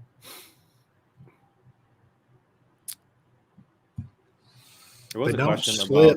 Go ahead. Oh. I was gonna say somebody asked what your favorite professional football team, and as I say, it was the Sooners, but I don't. Yeah, old Ted Ruff, our defensive coordinator. Here it is. What's your pro football team of choice? And I was like, do you follow it at all, or is it just? Man, I did as a kid. You'll find it funny. I was a Steeler fan. I don't know why. I guess because they won a lot back then when I was a kid. But man, I was after them for a long time. I actually went and watched the Steelers play. I think the last Super Bowl that they played in. It's the only Super Bowl I've ever been to. But they were in Dallas, but got beat by the Packers in that one. But always liked the Steelers. But man, I don't watch hardly any NFL anymore. My boy does. He watches it all the time. I'm all college. I watch college every Saturday. I'm made up with it, but I could care less about the NFL. I'm a little bit of a Vikings fan, but I don't really start watching them until the lakes ice up. So you've been a Vikings fan your whole life? Yeah, I grew up here, so that's been like my first like really good memory of is the strike shortened season where Wade Wilson stepped in and led them to the NFC Championship game, and then they lost to the Doug Williams-led Redskins in the NFC Championship. And then Doug Williams went on and smoked the Broncos. So that was my first memory is in their first NFC Championship loss of the modern era. What was your thoughts the first year you watched Adrian Peterson run the football out of Oklahoma for the Vikings? Yeah, he was rather special. Yeah. We've had some good running backs come through here. We've had a lot of really good players come through Minnesota. It just hasn't worked out collectively. I mean, you've had a running back better than AD? Huh? You had a running back better than Adrian Peterson? I don't know about better, but Delvin Cook is pretty special too. They're not quite the same, but it seems like Delvin Cook's fallen off a little bit lately, so he probably doesn't have the longevity that Peterson has had. Yeah.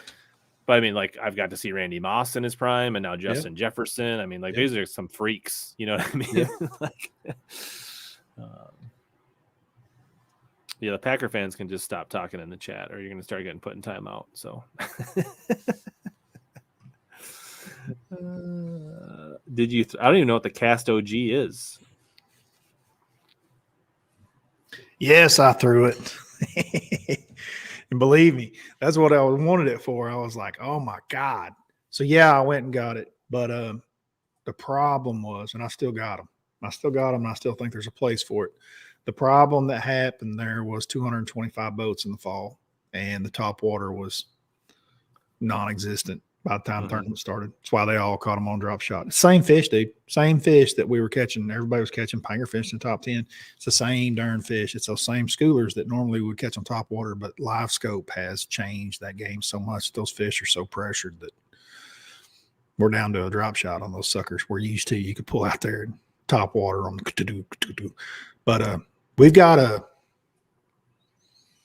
Lake Murray on the schedule next year, and I don't know exactly where we're going to hit, but if it plays, believe me, I got them, and I appreciate you giving them to me.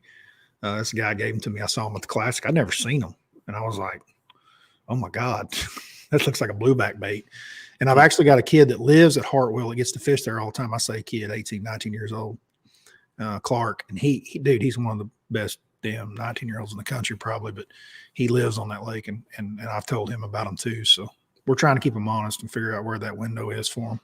It's a really cool bait. If you don't know what it is, it's kind of like a spook, but it's worked totally different. You drag it.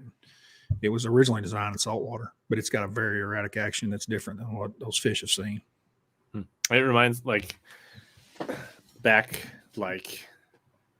when you were on the Elite Series, when the Sabile Magic Swimmer was the deal on those herring lakes. Yeah, I was there when it first came out, dude. I actually finished those fifth on it. Yeah, I never even seen one. Dude, I finished fifth in the Elite Series, and I owned one that I'd gotten from a Kurt Dove gave to me. He had two, he had one, and I had one. I finished fifth on it because they didn't exist. You couldn't get them. Mm-hmm. Now I got a whole box of them that I never. I mean, they're up here. But the thing is, you see that and you're like, oh, I want to throw that, and I mean, can you catch fish? Sure, but it was never going to be the deal where I live. Yeah, I knew. No, I haven't, Matthew, but send me a link because I'd like to see. That sounds funny. It does sound good.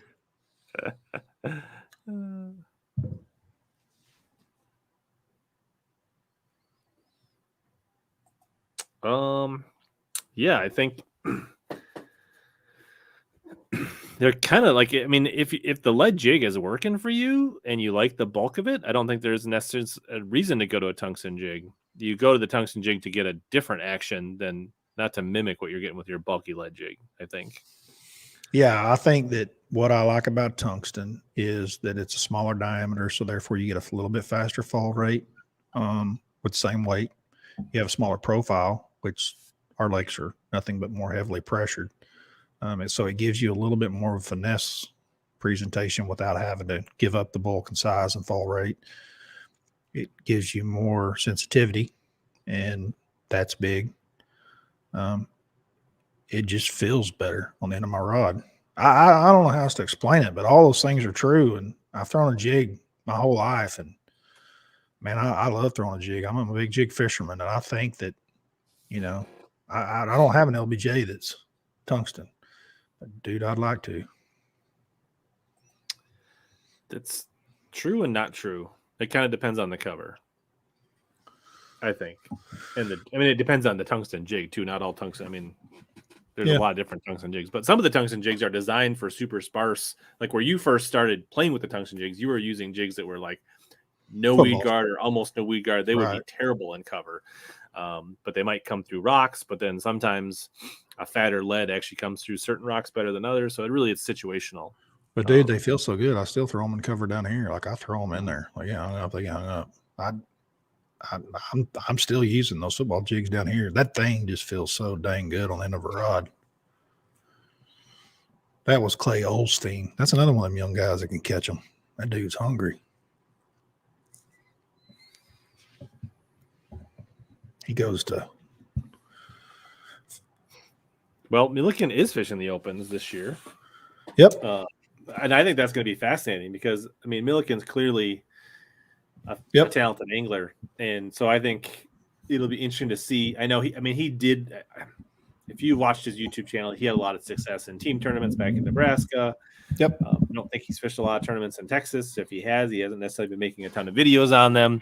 outside of some of the big baits or the big bass stuff. But it'll be interesting to see. I mean, I think it would be good for the sport for somebody like Milliken to truly come from to cross the boundary. I mean, obviously Scott, he was already in tournament fishing. You know, guys like Wheeler, Polnick, Martin built their following while tournament fishing versus taking their following into tournament fishing. So we kind of, I don't know, taking a true YouTuber into a professional bass fisherman.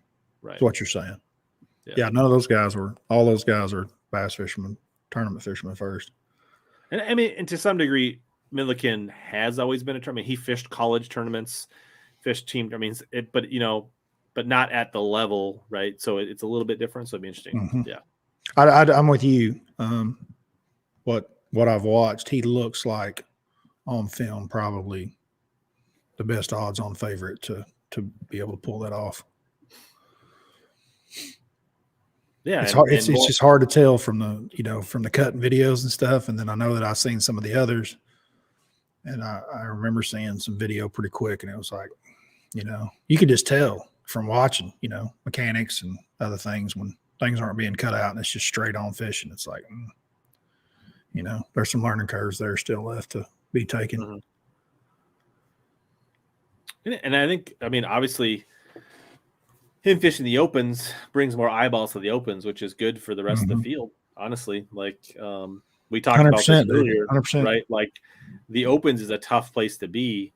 You can't really make money in the opens unless you've got a really good deal, with how you're set up.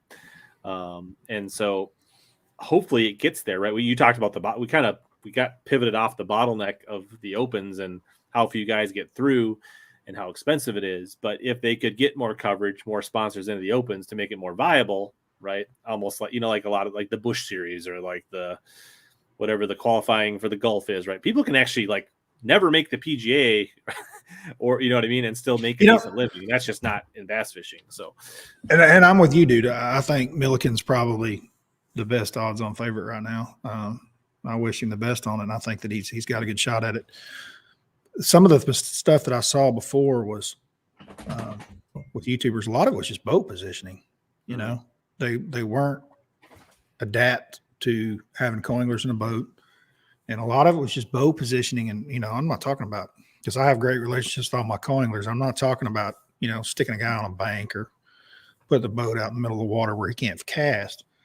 I'm just talking about fishing the water, covering it effectively in a manner at which you can cover it the best possible. And if he catches a 7-pounder behind you, then you turn around and high five him and take him to the damn weigh in and congratulate him.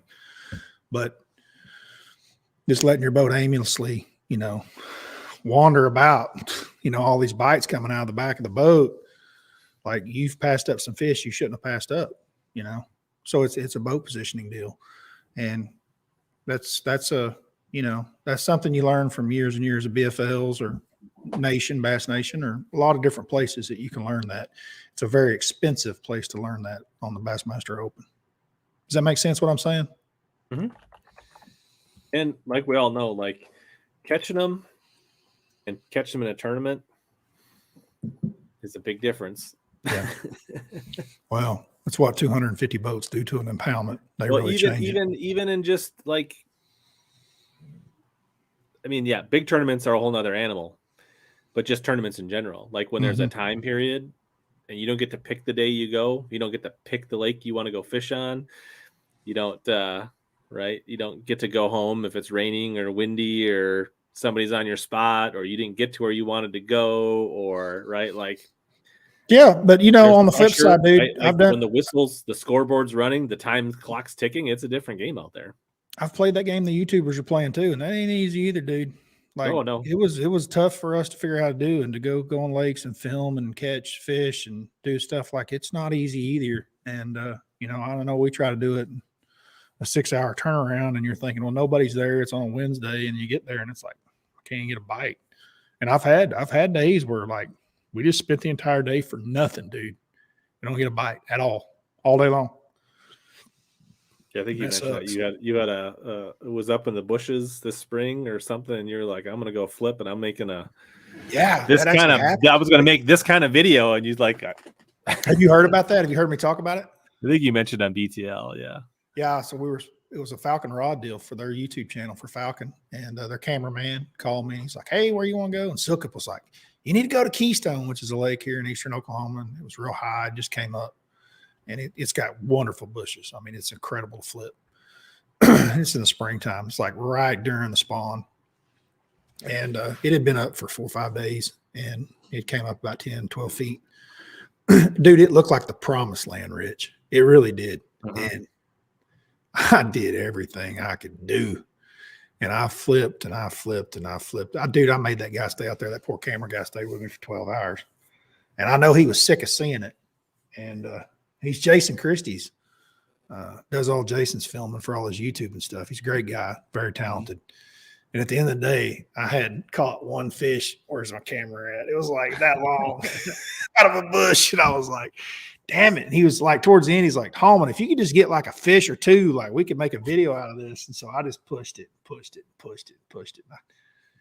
I never could make it happen. Those fish never came up with the water.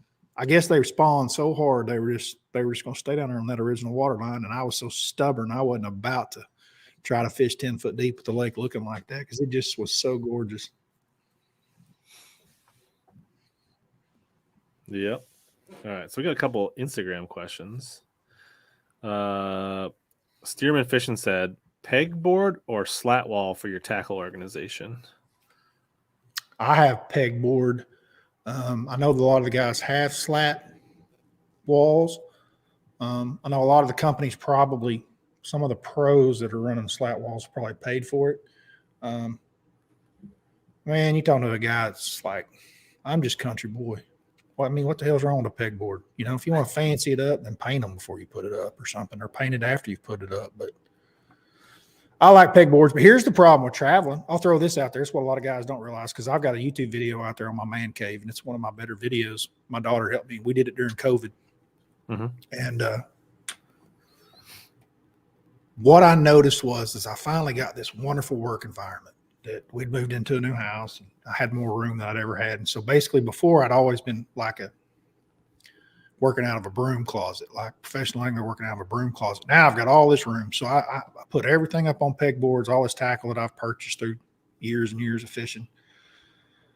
What ends up happening is that's not a very good system for traveling and fishing tournaments because everything's on an individual peg. And you really kind of want it back how more it was all the years before whenever I was working out of the broom closet, which is all in Tupperware boxes where you could just grab the box, slide it into the bed of the truck and take it. So I noticed that being an issue. So there's got to be a happy medium between the two because when you put everything up on the pegboard, yes, it's organized. Yes, you can see it. Yes, you can tell where everything is and where it belongs. But it's very difficult to pack a pegboard and take down the highway. Yeah. That system doesn't work real well. So there needs to be, and that's kind of what I'm working on this off season is finding a hybrid between the two. Does that make sense? So kind of beware of the pegboards and the slat boards. I guess if a guy's got the money to do the slats, get after it. But dude, that pegboard's not going anywhere in your lifetime. I wouldn't think. I mean, it's a pretty big difference in cost, isn't it, Rich, between the two? I don't know. I have pegboard. Yeah. Mine's kind of like I used to actually do my stream in my garage, but temperature control reasons I brought it to my basement now. It was either too hot or too cold or Wi-Fi wasn't good. But anyways, the way my third stall, I pull right in with the boat, and then I've got a pegboard that's like if I'm sitting in my passenger seat, I can just like that's kind of nice. But then again, I still have like a bunch of these like blue, I don't know what they are, 6-quart totes. That's where all my bulk stuff goes. And when I'm like scrambling to go on the road, like grab that tote of beavers, grab this tote of buzz frogs, like right, like those go in the truck. Totes and the are easy. Never gets touched. Like that's right. That's what I'm talking about. That is easy to pack in the truck, and you got it. You roll. Yeah. What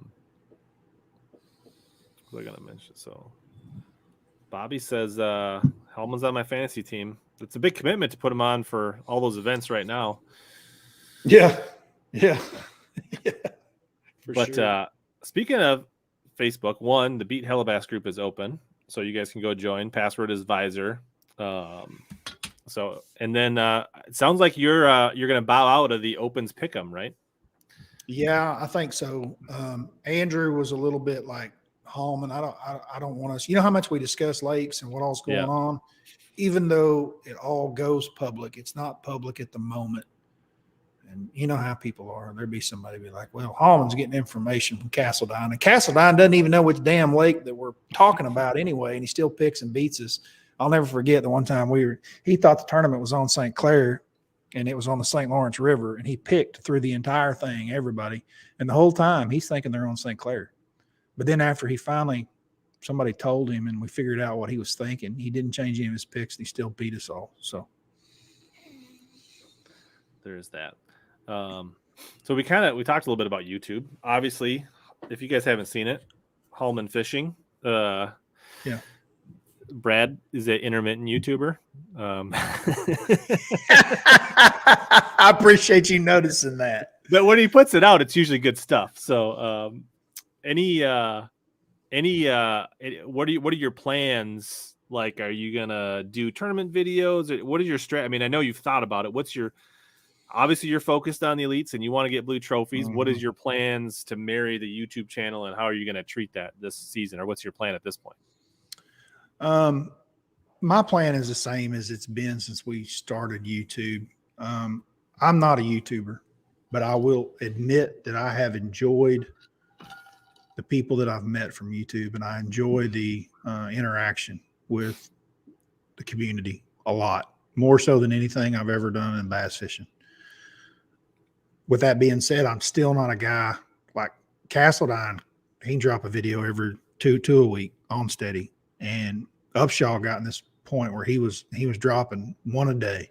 Mm-hmm. You know, the Randy Blockett deal. For me, I'm just not that driven to do it, for one. But I do enjoy it once I make them. Like I said, I enjoy the interaction after the video's done. I enjoy trying to make, and this is the truth, dude, and I don't know that anybody sees this, but I do appreciate the fact that you called me intermediate. What'd you call it? Intermittent. Intermittent. I don't know how many people realize that about me, but like I'll go on a 5-6 week hiatus from YouTube sometimes, and then I'll get on a 2 a week drop. But I don't care about their damn algorithm. But when I try to make content, I want it to be something that I enjoy making. I try to make it good stuff. I feel like quality over quantity. I'm not the guy that's walking out, and I'm not going to say names here, but there are literally, and I know this because I can tell by watching them, they're literally walking out in their garage and they're like, what the hell? I've got to have a video in an hour up. What am I going to make it about? You know, oh, here, grab something. What can I say about this? Okay, I got it.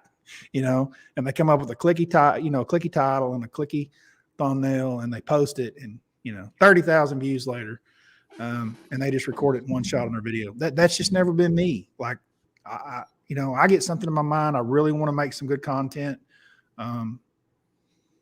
That's really the direction that I want to go. I've actually had some manufacturers, one of them being a trailer company that makes the trailers for Phoenix boats, call me and I need to make a video for him. And it wasn't a sponsorship deal, but I was like, dude, I would love to do it. Let me just make a pilot. And I know that he's probably sitting wondering what the hell's happened to Hallman, but I honestly just got home with my family after fishing the opens all year. And I just I want to get around all that. And I want it to be right.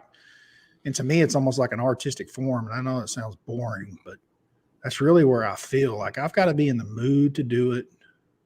And I don't think my stuff's like Brian Latimer's, because I think Latimer's stuff's very artistic and very well done. But those guys enjoy it more than I do. But I want my stuff to be good. I like Latimer's stuff a lot. I like B-Lat stuff a lot. I always have. And I like B-Lat a lot too. But I like his artistic touch. I think he's very talented. I don't think I'm very talented. But I do think I know what I'm talking about with fishing, especially the topics that I touch on my YouTube. Does that make sense? Absolutely. I kind of feel it. Like I've, like last winter, I was really good. I had my content calendar and I was kicking out like 2 a week and doing a stream, and I had like this all planned out. And then I got into the fishing season, and it's kind of like I have different seasons, right? Then I get into like tournament mode, and then I'm like kicking out tournament videos and less garage tip type studio Mhm. type videos. Yeah. And then coming off this fishing season, I have a hard time getting motivated to do the studio videos again, like the non-fishing videos. We're getting there, but Dude, I've always been jealous of what you guys do, like this format. Panger does it with BTL. To me, it's very easy to come in and do this, and you hit the record button and you've got content. And I think that's great. For me, it's not that easy. I've got to go out and record stuff, edit, cut it all up, put it in pieces. And it takes a lot more time to come up with something that I'm usually releasing. It's not something where I'm just turning on a cell phone and talking for 10 minutes and turning off. Not saying I haven't made some like that on some subjects that I felt like I could do that on, but usually that's spur of the moment if I've done that. I do think you'll see some more of that next year. Hey, back to your question you asked me originally. So what's my game plan for next year? And this is pretty cool. So I've got Travis Lyons, who's a very, Travis? Yep. Travis and Tanner, the twins. Yep. I think Travis is going to roll with me next year, and Sukup too. And I think we're going to have him. So I am taking a little bit out of Scott's Martin's learning lessons of school hard knocks. I've seen what he does and how he does it. Now, Scott has a different personality and a different type of YouTube channel that I have, but really looking forward to Travis being with us next year. He's going to be with us in the house all the time. So I will be creating content quite regularly throughout the year. I don't know exactly how it's going to roll out. I've got my ideas of how I want my YouTube to look. It'll be different. It'll be very much me. It won't be, I'm not doing that high production, even though Travis is very capable of doing all that high-end production, that Pollinate stuff. But I've told him, that's not what I'm interested in. I want it to be me. I want it to be very earthy, very organic. There'll be a lot of me just grabbing a phone. Todd, actually, Castledine did a video. I was on vacation. Well, I was down at my team partner's daughter's wedding. She got married in Jamaica. Anyway, I'm on the beach of Jamaica when the Costa, this is how old I'm getting, Toyota Championship was going on, and Castleine's leading the first day. So I'm pretty into what's going on there, and I'm laying out on the beach the next morning. It's like 9 o'clock in the morning. Me and the wife are laying out on the beach, and this guy's bringing me a little drink with an umbrella in it. And I grab my phone and I start flipping through it, and I'm like, holy crap. Castledine just dropped a video. And it's about the tournament, and he's leading it. It's day one, and they didn't have any video coverage. And I was like, this is incredible. And so I open it, and it's just Todd talking behind his VRBO house, in the backyard by himself, just talking for 10 or 15 minutes about his day, about his practice, about how he felt, about how it was going. And I was like, this is legit. And I know him really, really well. And I know what he's saying is the truth.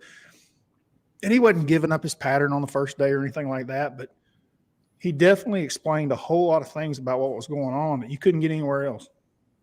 And I was very impressed with Todd for figuring that out and to be able to put that on schedule. Because, Todd did all that himself while he's leading the event. He went out and recorded it himself. He edited himself, and he set it up for a drop in the morning while he was going to be out on the water.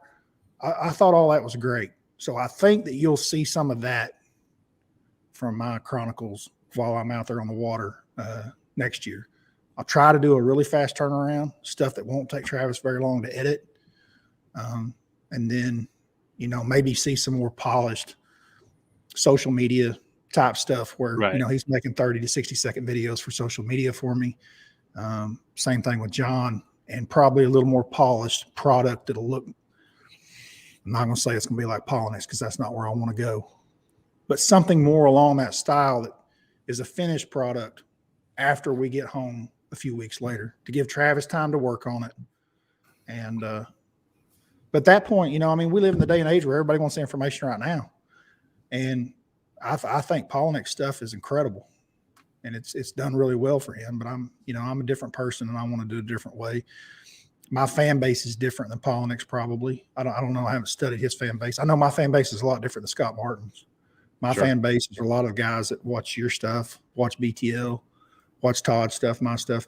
I've got a very hardcore tournament angler fan base. So my guys fish a lot of tournaments, and their age bracket is older than a lot of Scots and stuff. My guys, they're tournament fishermen, hardcore. Mm-hmm. And I appreciate that fact. I do. So I know that like we're never going to hit 100,000 subscribers or anything like that because there's not that many of us. But the fact that those guys have got enough respect for me and I've got enough respect for them that they're listening to me keeps me from throwing out a bunch of crap. You know what I mean? Does that make sense? Yeah, absolutely. No, it's a difficult balance, and like you want to be true to yourself, but at the same time you also want to win at the game, right? Just like at tournament fishing, you want to win, right? So it's like you're trying to find that balance of like, I want to be clickable and I want to be entertaining, but I want to be true to myself and deliver right without being, just throwing out stuff from the garage, driving down the road, just making stuff up and stuff that literally contradicts itself from day to day and just to be clicky, right? That kind of stuff is just, dude, it's the bad part of this industry on this side of it is like the clickbait and the controversy is what catches fire, right? Cheaters.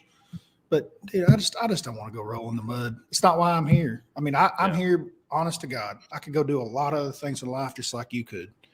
I could do a lot more things and make a lot more money. And I dealt with that in my late 30s and early 40s. The bottom line, at the end of the day, I don't want to be 70 years old wondering what I could have done in the sport of bass fishing. These are the people that I want to be involved with, things that I want to do. I want to be sitting here 2 nights before Christmas having a 2-hour-long plus conversation with you about bass fishing. That's how I want to spend my damn life, man. And that's the honest to God truth. And that's how I feel about it. I love it that much, right? And that's what I want to do. That's what I want to do. Yeah, absolutely. I've said it before. Like I don't do these. I mean, I kind of do these lives for me because I enjoy them, but I do it because of all. Where's the chat? Is the chat over there? Yeah. It's awesome. Like just the we get to answer a bunch of questions, but then there's all this whole side conversation where they're having their chats and getting together. It's just the community. And like, that's like, back to you said, like, I could probably grow my channel more if I didn't live stream. Yeah. Honestly, right? If I did shorter videos more consistently, like that stuff would probably be better for the algorithm, the audience, like growing. If I'm just looking for like subscribers and view count. Yeah. But as far as like growing a community and doing what I love and hanging out and communicating, this is much more rewarding. I agree. It is for me too.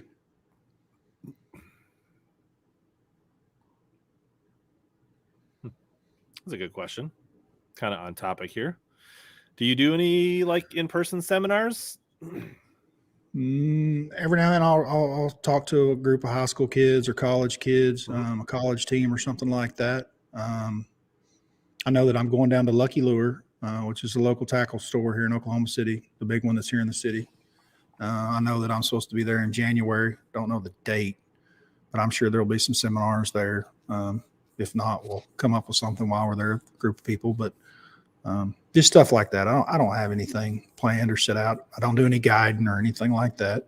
I've never guided a day in my life, Rich. I don't know. I've done very few, like 5 or less. I mean, I've probably done some trips that could be quote unquote considered guiding, but I don't consider them that, Yeah, they were just like I guess going fishing. The ones I've done have been more like, hey, somebody, like I've donated my time for a giveaway or something. Like I'm taking somebody else. There was like guide trips, but like, yeah, not where somebody's like booking me and giving me $400 to. Right. Or I've joined in on a couple where like, hey, we've got this corporate group thing and we need a boat to, like I did one for a Vikings fundraiser where I had a defensive lineman and I can't remember. It was a defensive coordinator at the time. I can't remember his name. Ted Roof. No. That's Oklahoma's defensive coordinator. Yeah. This was a while ago. But yeah. Blatel says, keep it going. I'm cleaning reels tonight and this helps. I've been through that. Nice. Don says Bass U needs a LBJ seminar. I agree. Man, I love working with those guys at Bass U. I love Brian the Carpenter. He's one of my favorite people. He's great. How does having a sip of my cup make the webcam get all weird? Right. I had a webcam like that too that would just like lose its focus. New. So you need to write down for Christmas from Santa Claus, new webcam. Ordering from Amazon soon. It's a good one though. It's like a Logitech. I don't know why it's decided that it no longer wants to work. It's not like it's the like some no-name Amazon. Dude, the one on my laptop built in is terrible. It is trash. Man, it's aggravating. I know where you're coming from. I guess we've been talking in code, and people that aren't in the know may or may not know what an LBJ is, Brad. That is a little brown jig. I've made probably more money on a little brown jig than probably everything else put together through my life, without a doubt. There's many variations and many companies that make them. And I have my own little one that we make here, but like they all work. Doesn't matter.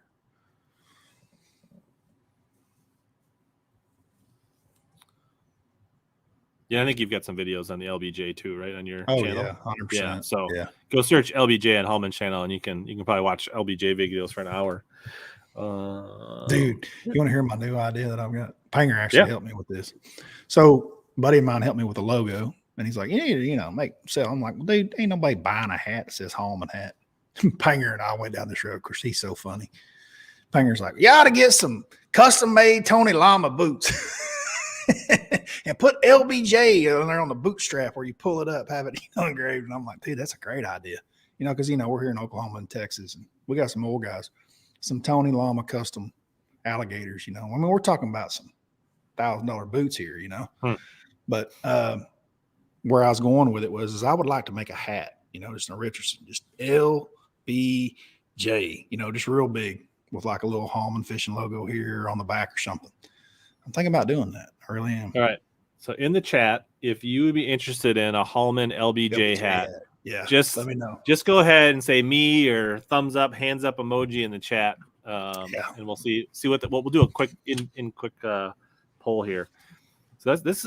I don't know if Mitchell's still watching, but he asked us quite a while ago, and I actually qualified for this tournament, but I doubt that I'm going to fish it just because it's in May, and when May's up here is really good fishing, and I just can't see myself driving down to Grand at that time of year. All right. Does he need a spinnerbait in May on Grand, and just in general, what should Mitchell be looking for? All right, May. You got a pen and paper, Mitchell? The lake level is 744 or higher. Yes. Yes, yes, and yes. Buzzbait, spinnerbait, and flipping stick, 744 and higher. 744 and lower. Spinnerbait, buzzbait, square bill. There you go. Solid advice. All right, so let's see here. Look at this. Me. I'll take one. Really? Dustin will take that one. Many hats. Beer. Brian wants one. Depends Dude, on I think it'd be so slick. Just LBJ. It says like 20 people here said they would be in for a LBJ hat. That's what I was hoping. I think I'm going to do that. And then I saw a hat today. This guy was wearing, a country boy. And man, let me take this off. I won't be able to hear you, but I'm going to show you. Like the logo was like, like, so here's I'm having a problem with my camera. Well, my finger's in the camera, but I'm still having a problem. I would like to put it, just like a logo, like right here, like really weird place. And man, it looked good on that guy's hat, it'd be like putting Garmin right there instead of being anywhere else on the hat where you would normally see it. But yeah, that's what I was kind of thinking. I don't know if I have room back there.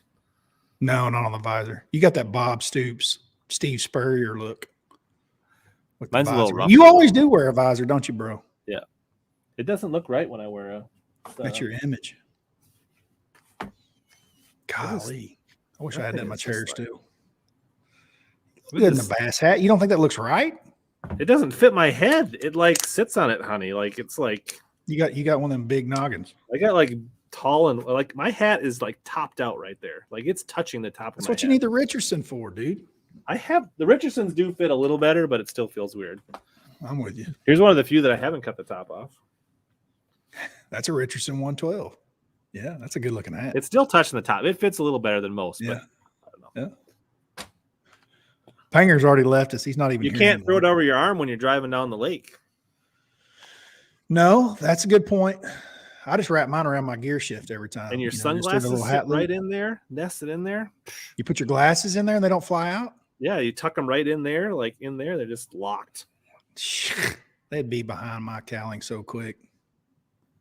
Well, no. Well, when I'm driving down the lake, they're on my eyeballs. But Okay. I'm with you. Yeah. Well, what else would you have them off for that you're tucking them in your hat? Like when you go in? Oh, just like maybe walking into a tackle shop. Okay, I'm with you. You know, whatever. Like I'm with you. What's the Bernie Schultz thing about? He wears a visor. Oh yeah, Bernie does. But his are, most of those guys, they wear those fancy pre-made visors. Bernie looks like a damn model. He's my damn hero.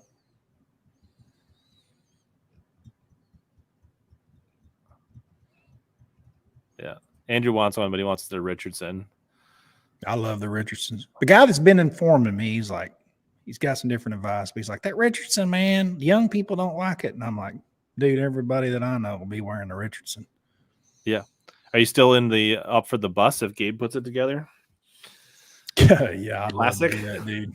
That's a great idea I gave them. Like, you should get the bus together and have a show. Just go all the way out there. I've never been to a classic, but I'm kind of seriously thinking about going this year. Dude, Knoxville's a great place. You never been to a classic? Mm-mm. I've always thought I would get out of my own way and actually catch them well enough in the nation to go there that way. That was kind of my plan. But you should go there and get like a booth. You should have a little booth. I don't have anything to sell in a booth. You could sell some of those hats, some of those visors. Yeah, I need to. I agree. I also need to get going on the merch game. So I don't know about the merch game, but like I said, nobody wants a damn hat that says Hallman on it. But I thought some LBJ stuff or some BFE stuff would be pretty cool. Maybe a visor that says "suck less." Suck less, yeah. He could do that one. I have some shirt ideas bobbing around in my head that I want to work on. So, all right. So, what was the verdict on the Extendapole camera off the bow? The verdict was I liked it a lot. The audio from that was horrendous because every time you stepped on the trolling motor, so you would have to have either a separate audio, like you plug something in up there, or wear your chesty for audio. Or 90% of the fishing that I do, well, maybe not 90, let's say 80. Let's be realistic here. 80% of the fishing I do doesn't affect me whatsoever. I could tournament fish with it. What I liked about it was so for the guys that you don't know that are watching this asking what that was, I actually custom built a camera mount that went to my trolling motor, but it was actually like 10 feet out in front of the boat. So it wasn't a view that was just straight up looking back at you. It was out in front of you, and it got the whole like front. The verdict from my YouTube viewers was, we can't see what you're fishing. They didn't like that part. And I'm like, well, there's some of those places I kind of like that because I don't have to show you exactly what I'm casting at.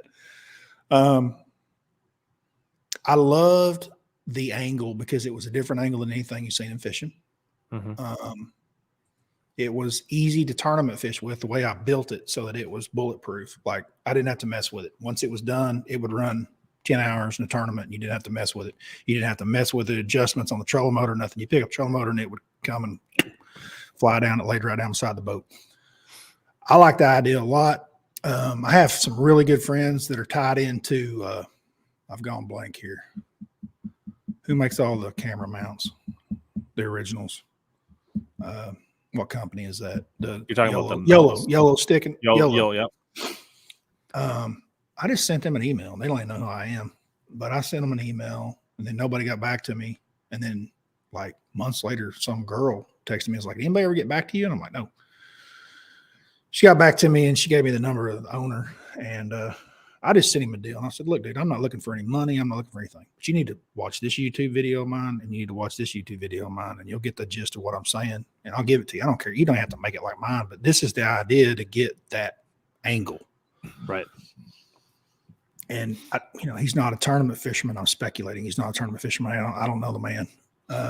But he definitely messaged back and was like, I've gotten like 1,000 ideas through the years. And there's only been one or two I've been interested in. Yours is one of them. but then I never heard anything else, which is fine. I just know that I'm not going to do anything with it. It's just sitting around, and it's a good idea. And it would be right up their alley to make one. That somebody needs to make a mount that's universal that will go to Garmin, Minn Kota, or Motor Guide trolling motor. But once you get that universal mount made, you can mass produce that pretty easy. Pretty easy. Yeah. It can't be your only camera, but it can bring a really unique extra angle to the footage. Yeah. And like, honestly, if you've got somebody like Travis, right, like he could do some really cool stuff with that. Yeah. But you do need to either record your audio or at least wear a chesty to gather that audio. The audio on it was terrible. Yeah. I had mine on an aluminum pole. I made mine out of square aluminum to keep it light and still be extremely strong. And it did all that, but it carries the sound up to the camera. So like any little bump or anything, you might as well just turn that off. Like it might as well just turn the audio off. Right. And then if you're trying to like get in and out of docks, that probably wouldn't be so great. Yeah, that's the 20% where like I'm not fishing with in a tournament situation. Like, you know, and that's what I was trying to build it for, dude. Probably not a go. I tried to build it for tournament situation for me and for tournament anglers. I didn't want something that was going to fall apart. And have you started playing around with the 360 camera? I actually have one. I'm all about it. That's all I will use. I don't know if you noticed the last few videos that I put out on the opens, but that's what that is. People are like, you got a camera guy on the boat following you around? I'm like, no, it's 360 cam. I saw Edwin's. Edwin did something in one of the BPTs on his YouTube channel, and I watched him go from the front deck to the back deck. This has been about 7 or 8 months ago. So Edwin had it first. And I was like, that was cool as shit. And so I called Edwin. I was like, hey, what is that camera you got? Well, he knew what the camera was. But I was like, so editing what? Like he didn't know anything. Yeah, because he doesn't. I was like, he's got somebody running all his stuff. Somebody just put a camera in his boat and pulls it out and pulls his chip and takes care of all his stuff for him, which I get. He's Edwin. I needed a little bit more information, and I was wanting to order one because they're not cheap. And it happened to be during, somebody actually mentioned it here, at Kurt does bass camp. And I was one of the coaches, I guess is what you'd call it, at the bass camp this summer up at Lake Oneida, right after our open. And I'm going to go blank here again. I hate when I do this. It's like the older I get. Oh, my God. So one of the MLF anglers, young guy, favorite rods guy, help me here, Rich. Becker? Yes, Matt Becker. It's parked right next to me. Sorry, Matt. I go blank like that. Sometimes I forget my own mom's name like that. So it's not just you, Bubba. Matt was parked right next to me at the hotel. And in the morning I went out and I was talking to him about this camera I just seen. I was doing all this research and he's like, that's the same camera I'm running, bub. And I'm like, really? And he's like, yeah, I've had mine for 6 months. So I start drilling him, you know. And Becker knew everything about it. And he helped me down on the road. And next thing I knew, I had one ordered. Within 2 days, I had one. And Bassmaster has, and I haven't talked to them about this yet, Lisa, but you have to have a camera on all the time during the Elite Series events, just like what the FLW Tour used to be. And it's got to cover, you know, the whole boat. So what they're doing is it's like Matt Herron, you know, him and his son are making, I say his son, I don't know that the son's involved. I don't know exactly who's making them. I know Herron's pushing them. So do you know who makes them? I just don't want to misspeak here is all I'm getting at. His son, Andrew says his son has Tato. Okay. I think that's, And that's the name of the pole. Anyways, I'm pretty good buddies with Herron. And Herron's like, yeah, I got the pole and stuff. And I'm like, yeah, I get it. But dude, I'm all about that 360 because I don't need that pole for that. You know, I like it at the console because I'm really interested in how good my video quality is. And I don't like that all the way in the back. It's too damn far for those action cameras that we're running, no matter what brand, because they all shoot wide angles and they're for you know, I want that thing at the console. Anyway, I don't know that anybody's even tried to use the 360 yet in the Elite Series, but it works. I mean, like you can see 360 degrees all the way around all the time. So I think she'll be all right with it. But, you know, something ever comes into question, it's not just throw the chip in the computer and read it. Like they're going to know how to use 360 degree software. Yeah, I'm sure Ronnie can figure it out. Oh, yeah. Yeah. So which 360 camera are you running? I run the GoPro. Okay. There are probably some out there better, but that's what went blank again. Matt Becker was using, and I've already very familiar with GoPro because that's what I use all the time anyway. So that's what I purchased. Yeah, but you basically have to do a step in between dumping it into your regular. Yeah. So to edit in the editing software, you have to use GoPro's 360 software, and you basically go in. So let's say you got a 10-minute video, and the first 5 minutes you want the front deck, and then at 5 minutes and 1 second you want to flip to the back, like as you walk across. You have to go in there and drop little dots, dot here and then a dot here on the timeline of where you want that to be to change. And then once you've done that, then you just stick that and it renders it out. And it's basically, your regular you basically have to export that, and then you can drop that into your other editing software and marry it up with anything else you're going to do. Yeah. So it kind of adds an extra step, but then kind of not, because if you're used to having to go through and, when you edit, you've got to kind of go through the process of I don't want this or I don't want that. It kind of lets you go through that initial set anyway. Yeah. But I mean, everything's there, dude. 360 degrees. Like when that guy kind of attacked me out there on the whatever river that was up in Maryland. That woman had screamed at me and her son came out there with a boat. Dude, it was perfect. Cause like you just spin the camera and there that son of a gun is coming in on my starboard side, Get out of here. There's no fishing. You're like, whatever, Bubba. Nice. Yeah, Alex Epperson does a bunch of that stuff too. I've seen it on his channel. Oklahoma's worst fisherman. Alex is using 360 now? He's been for a while. I don't know if he's using it. He's definitely been, I'm sure like anything, it's like, use it some, depending on situation. But yeah. Underwater cameras. We use underwater cameras anytime we're shooting like really high-end YouTube video. Like it's got to be, we're out there for YouTube only. I know that whenever I'm working with Christie's guy with Falcon Rods, he uses some under camera stuff and he puts that in his content. But like my stuff, I think he's asking more about the practice AquaView. I've never used one. Yeah, that's a northern deal.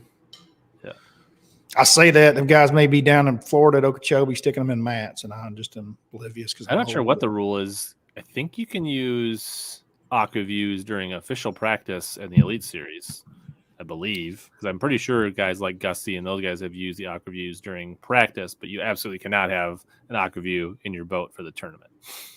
If you can use it in practice, why can't you use it in the tournament? I don't know. I'm pretty sure that's the rule, though. I could be wrong. I'm not any Elite Series. I don't have to read the Elite rules. There's nothing that I can think of offhand that is legal in the tournament that's not legal, or that is not, you know what I'm saying? Like, yeah, can't have anybody in the boat. I mean, there's just nothing I can think of that's one and not the other. I don't know. I'll have to look into that. I feel like I've heard them talk about using it during practice. I think that's something they probably keep pretty quiet. Yeah. I mean, Gussie talks about it because he works with AquaView. But I think there's a lot of guys that have AquaViews, guys like Seth and some of those guys, they don't talk about it, but they've got one. My AquaViews, these 2 contacts I just got put in, baby. Yeah.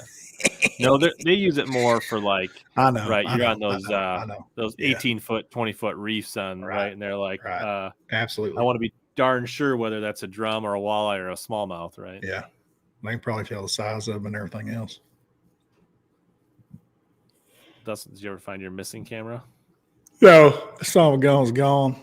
I don't know what happened, dude. My wife and a lot of my fans are like, somebody stole it. My wife's the same way. Nah, I never stole it. I probably left it laying on the bumper of my truck and drove off from Louisiana.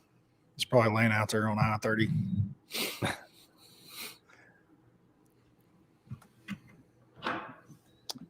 Joe LaBarbera says they definitely use it in practice. My son, he wouldn't get on camera. I was like, come here. He's like, no. Nope, I'm out.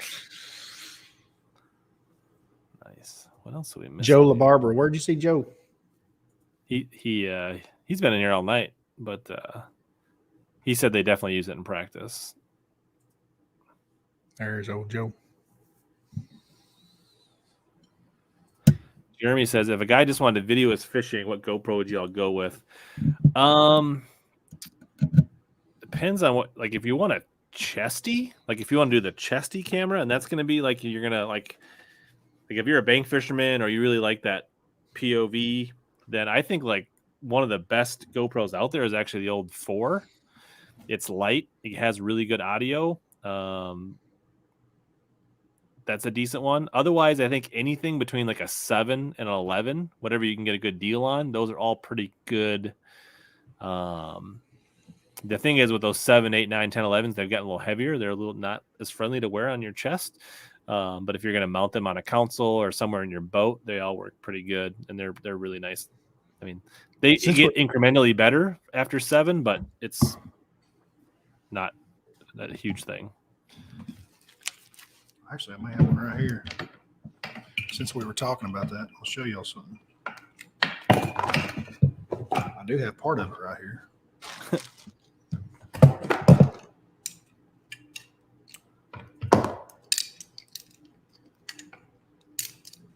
Just a second, I'll get them on out of my. I know I've got one. I'll show y'all something cool. This is something I found, and I don't think everybody uses it. I definitely think some of us have seen it, but hang on just a second. My bag's right here. Yep. All right. Let's see what else is going on here. Somebody asked a question about Chris. I don't know if you're still on. There is like a couple spots you can hit open in the Minnesota, some of the rivers and stuff. I didn't do it. I don't know if I did it once last year or not. I'll probably do it. Like I used it like once or twice this winter just to scratch the itch, and then I typically that's about it. But there's a few places you can do it. Blotel fishing. I like a Dobbin 704 CB jerkbait fishing. All right.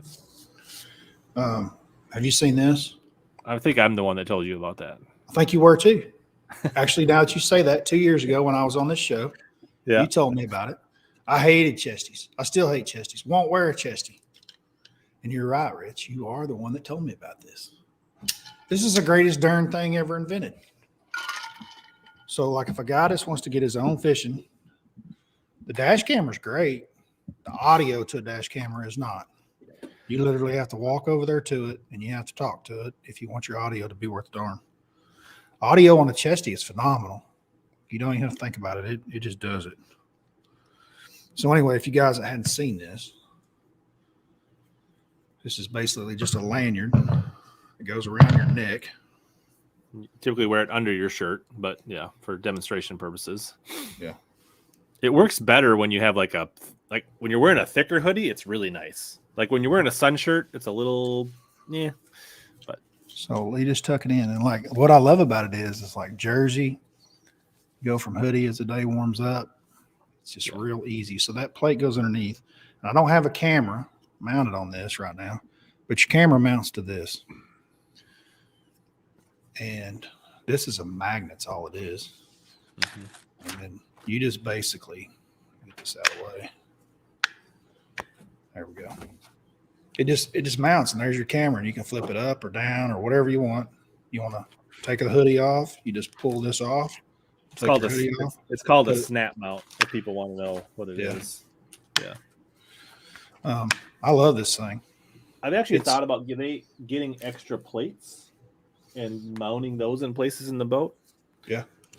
I talked to AFCO. I was like, dude, we can make a I told AFCO, so we can make a shirt. Yeah. For filming and just sew some of this stuff in there. I'm surprised more guys don't use them. A lot of the guys like Wheeler and Martin, they just cut holes in their jerseys and wear the chesty under their jerseys. Yeah. That's Scott's deal. But I thought about like maybe even getting like fixing one of those and putting it like down by my graph. So that if I I just want to change things out, I just take it off my chest and literally just stick it down by one of my units, or maybe even turn it if I want to record some of my like screens, or I could just you could easily just have a couple of the magnet mounts mounted on your boat and just they're rock solid. They ain't going anywhere. Yeah. And so I might play around with getting more mounts or more plates for it. That's an interesting question. Any place in this country or outside that you want to fish, you haven't fished, Brad? that I want to fish, but I haven't fished. There's probably some stuff in Mexico, that I would like to fish that I haven't fished. I've been to El Salto. I actually had a title sponsor on the Elite Series for a couple of years with Anglers Inn and Billy Chapman Jr., which is the premier place to stay in Mexico. And I'm not saying that because I was sponsored by them. Like, it's legit. Like, take my family down there. Yeah. Very safe, very good people. Wife gets back rubs and goes to the sauna and massage parlor while I'm out fishing, or she goes fishing with me. They got it going on. Good food, good drinks. It's well worth it. That was El Salto, and there's people. There's probably more people that I would like to fish with than places at this point in my life. Here's one for you. So we're going down to my wife and I after Christmas. So like on the 28th, a couple days after Christmas. We're just going down for a few days. We're not going down for much, but we are going to go down to Florida for the Oklahoma Sooner bowl game. Yeah, which they're going to get killed in because we're so bad right now. But somebody's got to go down there and support the Sooners, and I'm one to do it, so I'll go do it. But after that, Orlando, I was like, man, this guy and I have been talking about me coming down there. We're going to spend New Year's together. Charlie Hartley. Nice. Never been in a boat with Charlie, and really excited to go do that and spend New Year's Eve with him and his wife. And I imagine that we have got to do a YouTube live with me and Charlie on my channel for New Year's Eve. There you go. Yeah. Maybe a little bit of live while we're out on the water, and then maybe a little live that night while we're enjoying ourselves. Anyway, there's probably more people than there are places at this point. Charlie's definitely one of them. Charlie is one of the most respected. You remember when Charlie led the Classic? And Hartwell. Yep. It's probably the most I've ever seen a group of professional anglers who are all independent contractors, right? Everybody's in for themselves because that's what they are. They're competing against everybody else. When Charlie took the lead, like, everybody was like, okay, we're all Charlie fans this week because, like, if he wins, we're all going to be excited.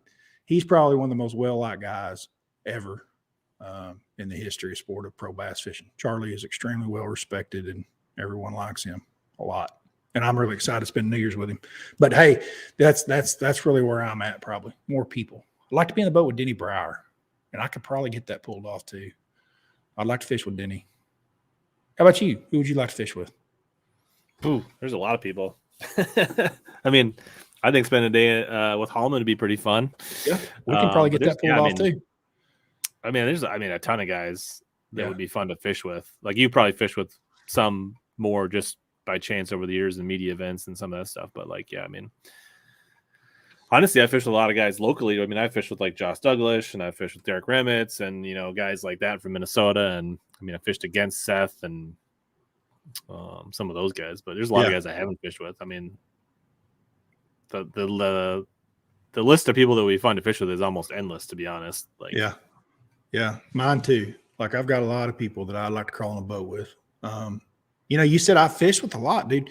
We're out there on the road, and even though a lot of us are really good friends, even roommates, we don't get that opportunity. Dude, look at Castledine and I. We actually made a joke about it. I got in the boat with him before Rayburn, kind of a pre-practice deal. And I went down there specifically to get in the boat with him because I needed to make the Elite Series and what he is on Rayburn. But we were talking. I was at his house, and we were like, dude, of all the years, I mean, we're creeping up on 20 years that he and I have been friends, good friends. And we've been in the boat together like once, and it was for a video deal. Like, it just doesn't happen. Even though we're roommates and we run together, like, we're just not in the boat together. So, it just doesn't happen very much. And when I'm in a boat with somebody like that, like, I remember the first time Jason Christie and I got in the boat together, and we were in a creek. It was in the wintertime, and he was on the trolling motor, and maybe I caught a fish or he caught a fish. I don't even remember who caught the first one, but it wasn't anything big. It was like a 12-incher, and like, we'd already gone through the creek. And I mean, this is a creek, like creek proper. Like, you can throw to either bank easily, and it was kind of a bend in the creek, and either I caught one or he caught one. But like I said, it wasn't a big fish. It was like a 12-incher. Anyway, he was like, dude, there's a school of them right there. And I was like, what? He's like, we're fixing to jack them. I'm like, we just caught a 12-incher. What are you talking about? You know? And like the fish had came on like a spinnerbait or something, you know? And the dude, I'll never forget, reaches down and picks up a different bait than what the fish was caught on. It was a jerk bait that he picked up. And he turned the boat around and went to killing them. I was like, how did you know off that one bite? He's like, I've just seen it before. Like, I knew. And I mean, I was just amazed. Scott Martin and I were in the boat together, filming a show for Scott Martin Challenge. And we were bumping around. It was in Oklahoma, and we were bumping around on this lake. And this was when the very first generation of live scope was out. It wasn't the one we have now. It was the 2D one, and I forget what it was called. Panoptic, the original Panoptics. Yeah. Anyway, we're on this lake that I know real well, and typical go make a video, you know, fish aren't biting. And Scott's like, Hallman. I'm like, what? It's like 10 o'clock in the morning. He's like, we got to get some fish while the sun's still low. And I'm like, all right, let's go. I got one spot. Guarantee we're going to catch fish on it. And we pull up there. It's in the middle of the lake. It's a hump. It's got a brush pile on it. And we get up there and we fish it a little bit. Nothing happens. Like, they ain't there. And I'm like, I don't know. And Scott takes that Panoptics and pans off to the side. Now, dude, this is like 2018, somewhere around in there. He pans off to the side and there's two fish floating. And he goes, you think those are bass? They're sitting over like 30 foot of water and they're like 7-8 foot deep, two of them. I'm like, I don't know. He reaches in his rod box and grabs the spinning rod out with a wacky worm on it. And he fires it over there, hits him right on top of the head. And as soon as that worm gets within like 3 feet, you see one of them blobs go, oop, and starts moving up. I was like, yeah, they're bass. I mean, the second that it turned, I was like, yeah, that's a bass. I was just amazed. Like with Jason and Scott both, it didn't take much more than an hour or two to realize that I was in the boat with somebody that was extremely special, with both of them. And I'm not saying that some of my other friends aren't that gifted, but like it was very clear to me very quickly that those two guys were on a different level. Yeah. That's a cool experience for somebody like me that's fished as much as I have. Like, I like to see that in my element. You know, I'm not talking about red fishing or salt water, you know, something that's bass fishing 101 in my element. Like, it doesn't take very long to go, wow, like that dude's different. Yeah, that's a cool story.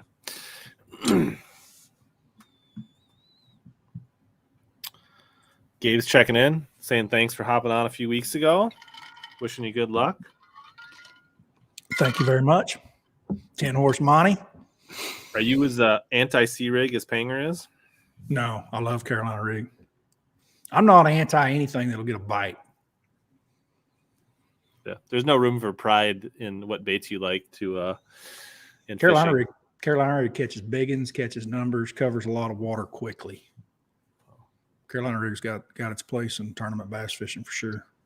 Actually, I'm glad I came back to this one. You need a freak show hat too. Ooh, freak show. Yeah, I like that. Write that one down, Brad. Freak show. Let me just do that. Freak show. Panger will get one for sure. It is a word that we use. I actually got that word from Russell Cecil in Texas is the one that really likes to use it. Russell's weighted enough 30-pound bags. He knows what it is. Yeah. Chris, for Super Spooks and Vixens and stuff, I like either a 733 or 734, like a Sierra or a Champ Dobbins. And that's braid with a really small fluoro or mono leader for me, like typically 40-pound braid. What kind of Falcon do you like for that? Amistad, without a shadow of a doubt. Amistad's just a 7'3" medium action rod, Rich, and it is like you can put it on about 15 different baits, dude. It sounds like the Dobbins Champion 734. That's what people talk about that rod. Like, you could just say, okay, Hallman, you can only have 15 rods and they're all Amistads, and I'll be like, all right, we'll figure it out. Like, You can make it work with a lot of stuff. Right there, Chris. That's my favorite topwater. Is that an original? No, it's a new one, but I got plenty of the originals. Is there a difference between the two? I haven't thrown it. I maybe made a few casts with the new ones, the one that came out like this summer, right? That they re-released reactivations. Yeah.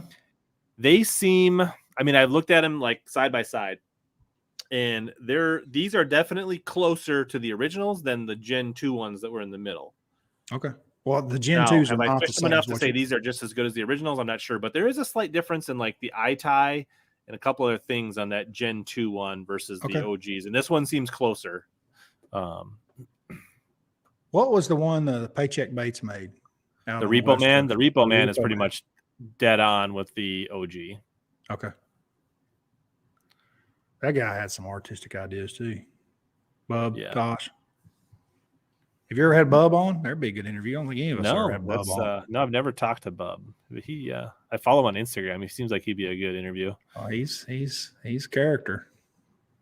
Nope, Sean. I don't really own any rods that short.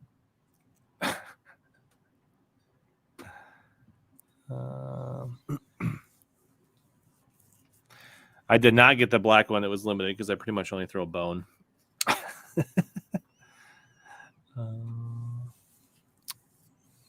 Has Falcon considered bringing back the 744 McClellan Cara jig rod? I've got a feeling that the 744 is the Amistad Extra Heavy. Because I don't know that for a fact, but I've got a feeling that's the same rod with a different name. Because is McClellan not with Falcon anymore? Is he? 100% still. He is? Okay. All right. Oh yeah, he's like Falcon Mafia, dude. All right. I call those guys Mafia because they've been there so damn long. Yeah. So of your bass fishing tournament buddies, who's got the sickest tackle collection?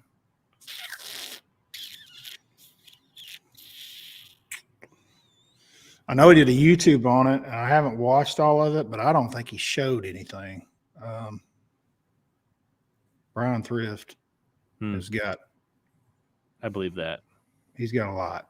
And I watched a little bit of the YouTube video he did, and it didn't. He's got it all behind the cabinet doors.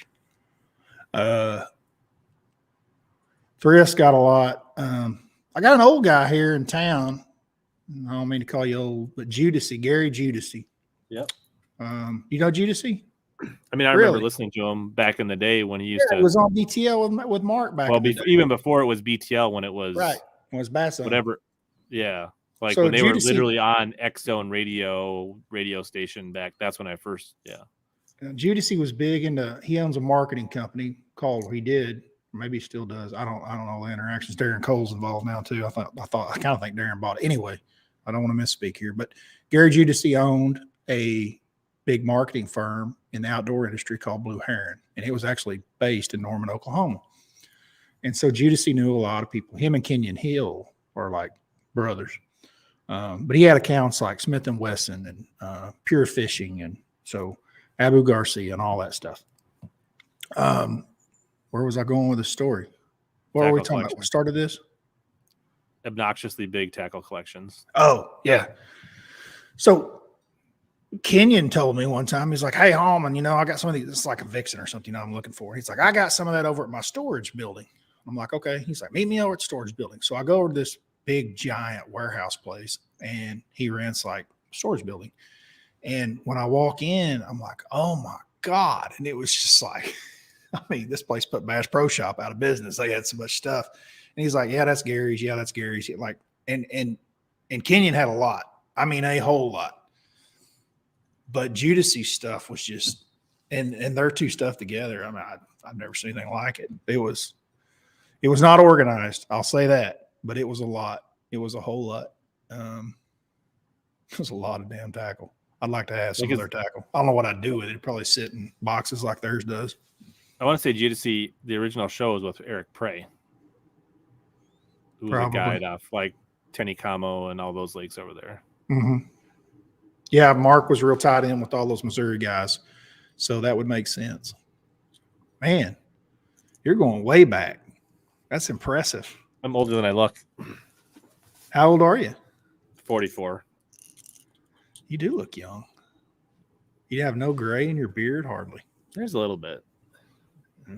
Just next couple of years, it'll come up on you quick, probably. Yeah. Maybe Here's a fun bait from TK. Yeah, it's his the Little Debbie Christmas tree cake. So we're gonna give one of those away down the member stream on Wednesday night next week. So Christmas spirit. Catch a bass on the river with that thing. Yeah, I might have to fish one.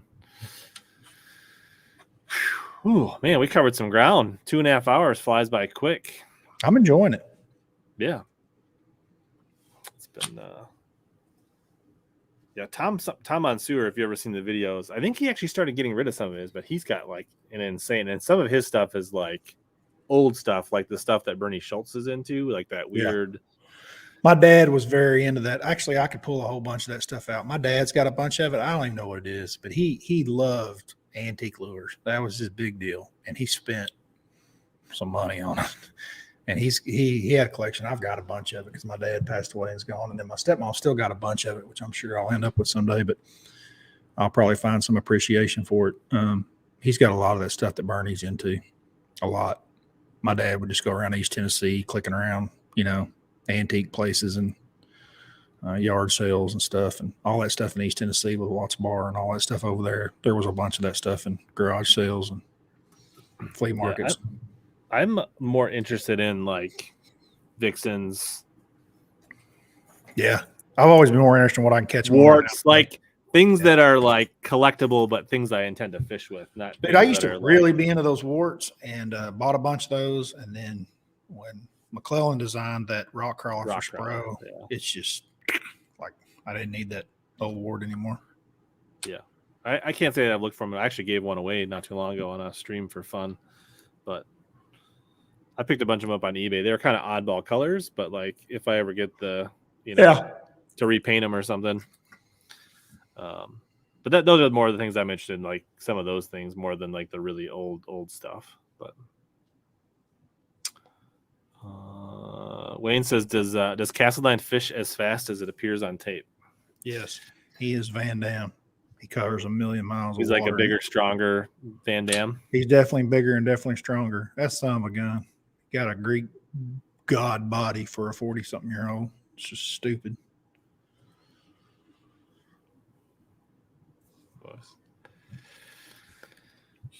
Oh, so are you running a bass tank wrap again this year? I've not got all my details down on exactly how it's going to be. They're definitely going to be incorporated and definitely going to be part of it, I believe. Yes. Okay. I don't know that it's all the whole boat's going to be bass tank, but Falcon Rods is definitely going to have some presence on my boat wrap this year. Nice. So a lot of the same players, the percentage of billboard might shift some. Correct. Yeah. I actually, you've followed me and you and I have visited enough that my boys are my boys and then nothing changes. So we're just trying to get everybody, what they want. I did pick up some new sponsors this year. And I'm excited to rep them next year. One of them actually had a box here for, I don't even know what's in this box, but it came in the mail today, but Waterland sunglasses. So I'll be over there with Mick. Some of those guys at Waterland. I'm excited about that. I've got a Beat Down Mounts, which is a new one, which I think's already been involved with Panger at the Bass Talk Live. And then Pro Guide Batteries is a new one I've picked up. And that's actually a company that's been in business for a long time, 40-something years, something in the battery business, a long time. They've always been a big, steady player up here in the Ozarks. So really excited to represent them too. So I've got all my usual suspects plus 3 new ones. I've got a pretty good gamut. And dude, honestly, I'm just concerned about being able to make sure everybody gets their love and covering all that. Like that's some weight on your shoulders. You know what I mean? Besides just catching fish, like, you want to be able to represent everybody in the amount and the positive light that you possibly can. And the more that you bring on is great. But it's just trying to figure out how you're going to get all those pieces to fit, right? Social media. But like I said, with everything with Travis coming with us next year and stuff, we should be able to cover everybody beautifully. This is the hope. And if you win the opener, that makes it easier too. So. Yeah, if you can hold a blue trophy over your head, it tends to help too as well. Nice. Awesome. Ooh, man. Well, I feel like we're at a good spot. I feel like questions have slowed down. I feel like we covered a lot. We'll probably just maybe we won't wait 2 years to do it again. Yeah, I don't even know how we've gone that long, to be honest with you. But man, we just get busy and always doing stuff. But I love visiting with you, Rich, anytime. Like I said, dude, I'll never forget driving away from Mississippi River thinking that son of a gun ain't got a bass in it. And then here you are with that bag, and I was like, street cred, check. Nice. Well, yeah, if you guys, if the writers' conferences ever come up that way, if you and Panger, let me know. Maybe I can, it's not that far to bop down and say hi. So maybe you can catch a couple of fish to help us figure out how to catch one. Throw you a couple bones so you can find something to. Yeah, for sure. Cool. Well, dude, all right, Merry Christmas. Merry Christmas. Yeah. Thanks for having me on your pre-Christmas show. I think it's great to be on here this evening with everybody. And it was really super fun. Merry Christmas. If you guys came in late, a lot of good stuff tonight. Go back, check out the replay. Facebook, YouTube, or search HellaBass on your favorite podcast app, and you can listen to it when you're driving or working out or walking the dogs or whatever. Next week, member stream on Wednesday night. Friday night, having Bass Fishing HQ, Ty Berger on. So that'll be a fun show to that'll be the last one of, we don't take big breaks like Panger, take 2 weeks off at the end of the year, slacking, I'll give him credit. He's building a new studio, dude. That's what that's 4 shows a week. I suppose it's a little different. So we'll cut him some slack, but he's got a new studio coming. Merry Christmas. Be safe. And as always, here to help you guys catch more big bass and suck less.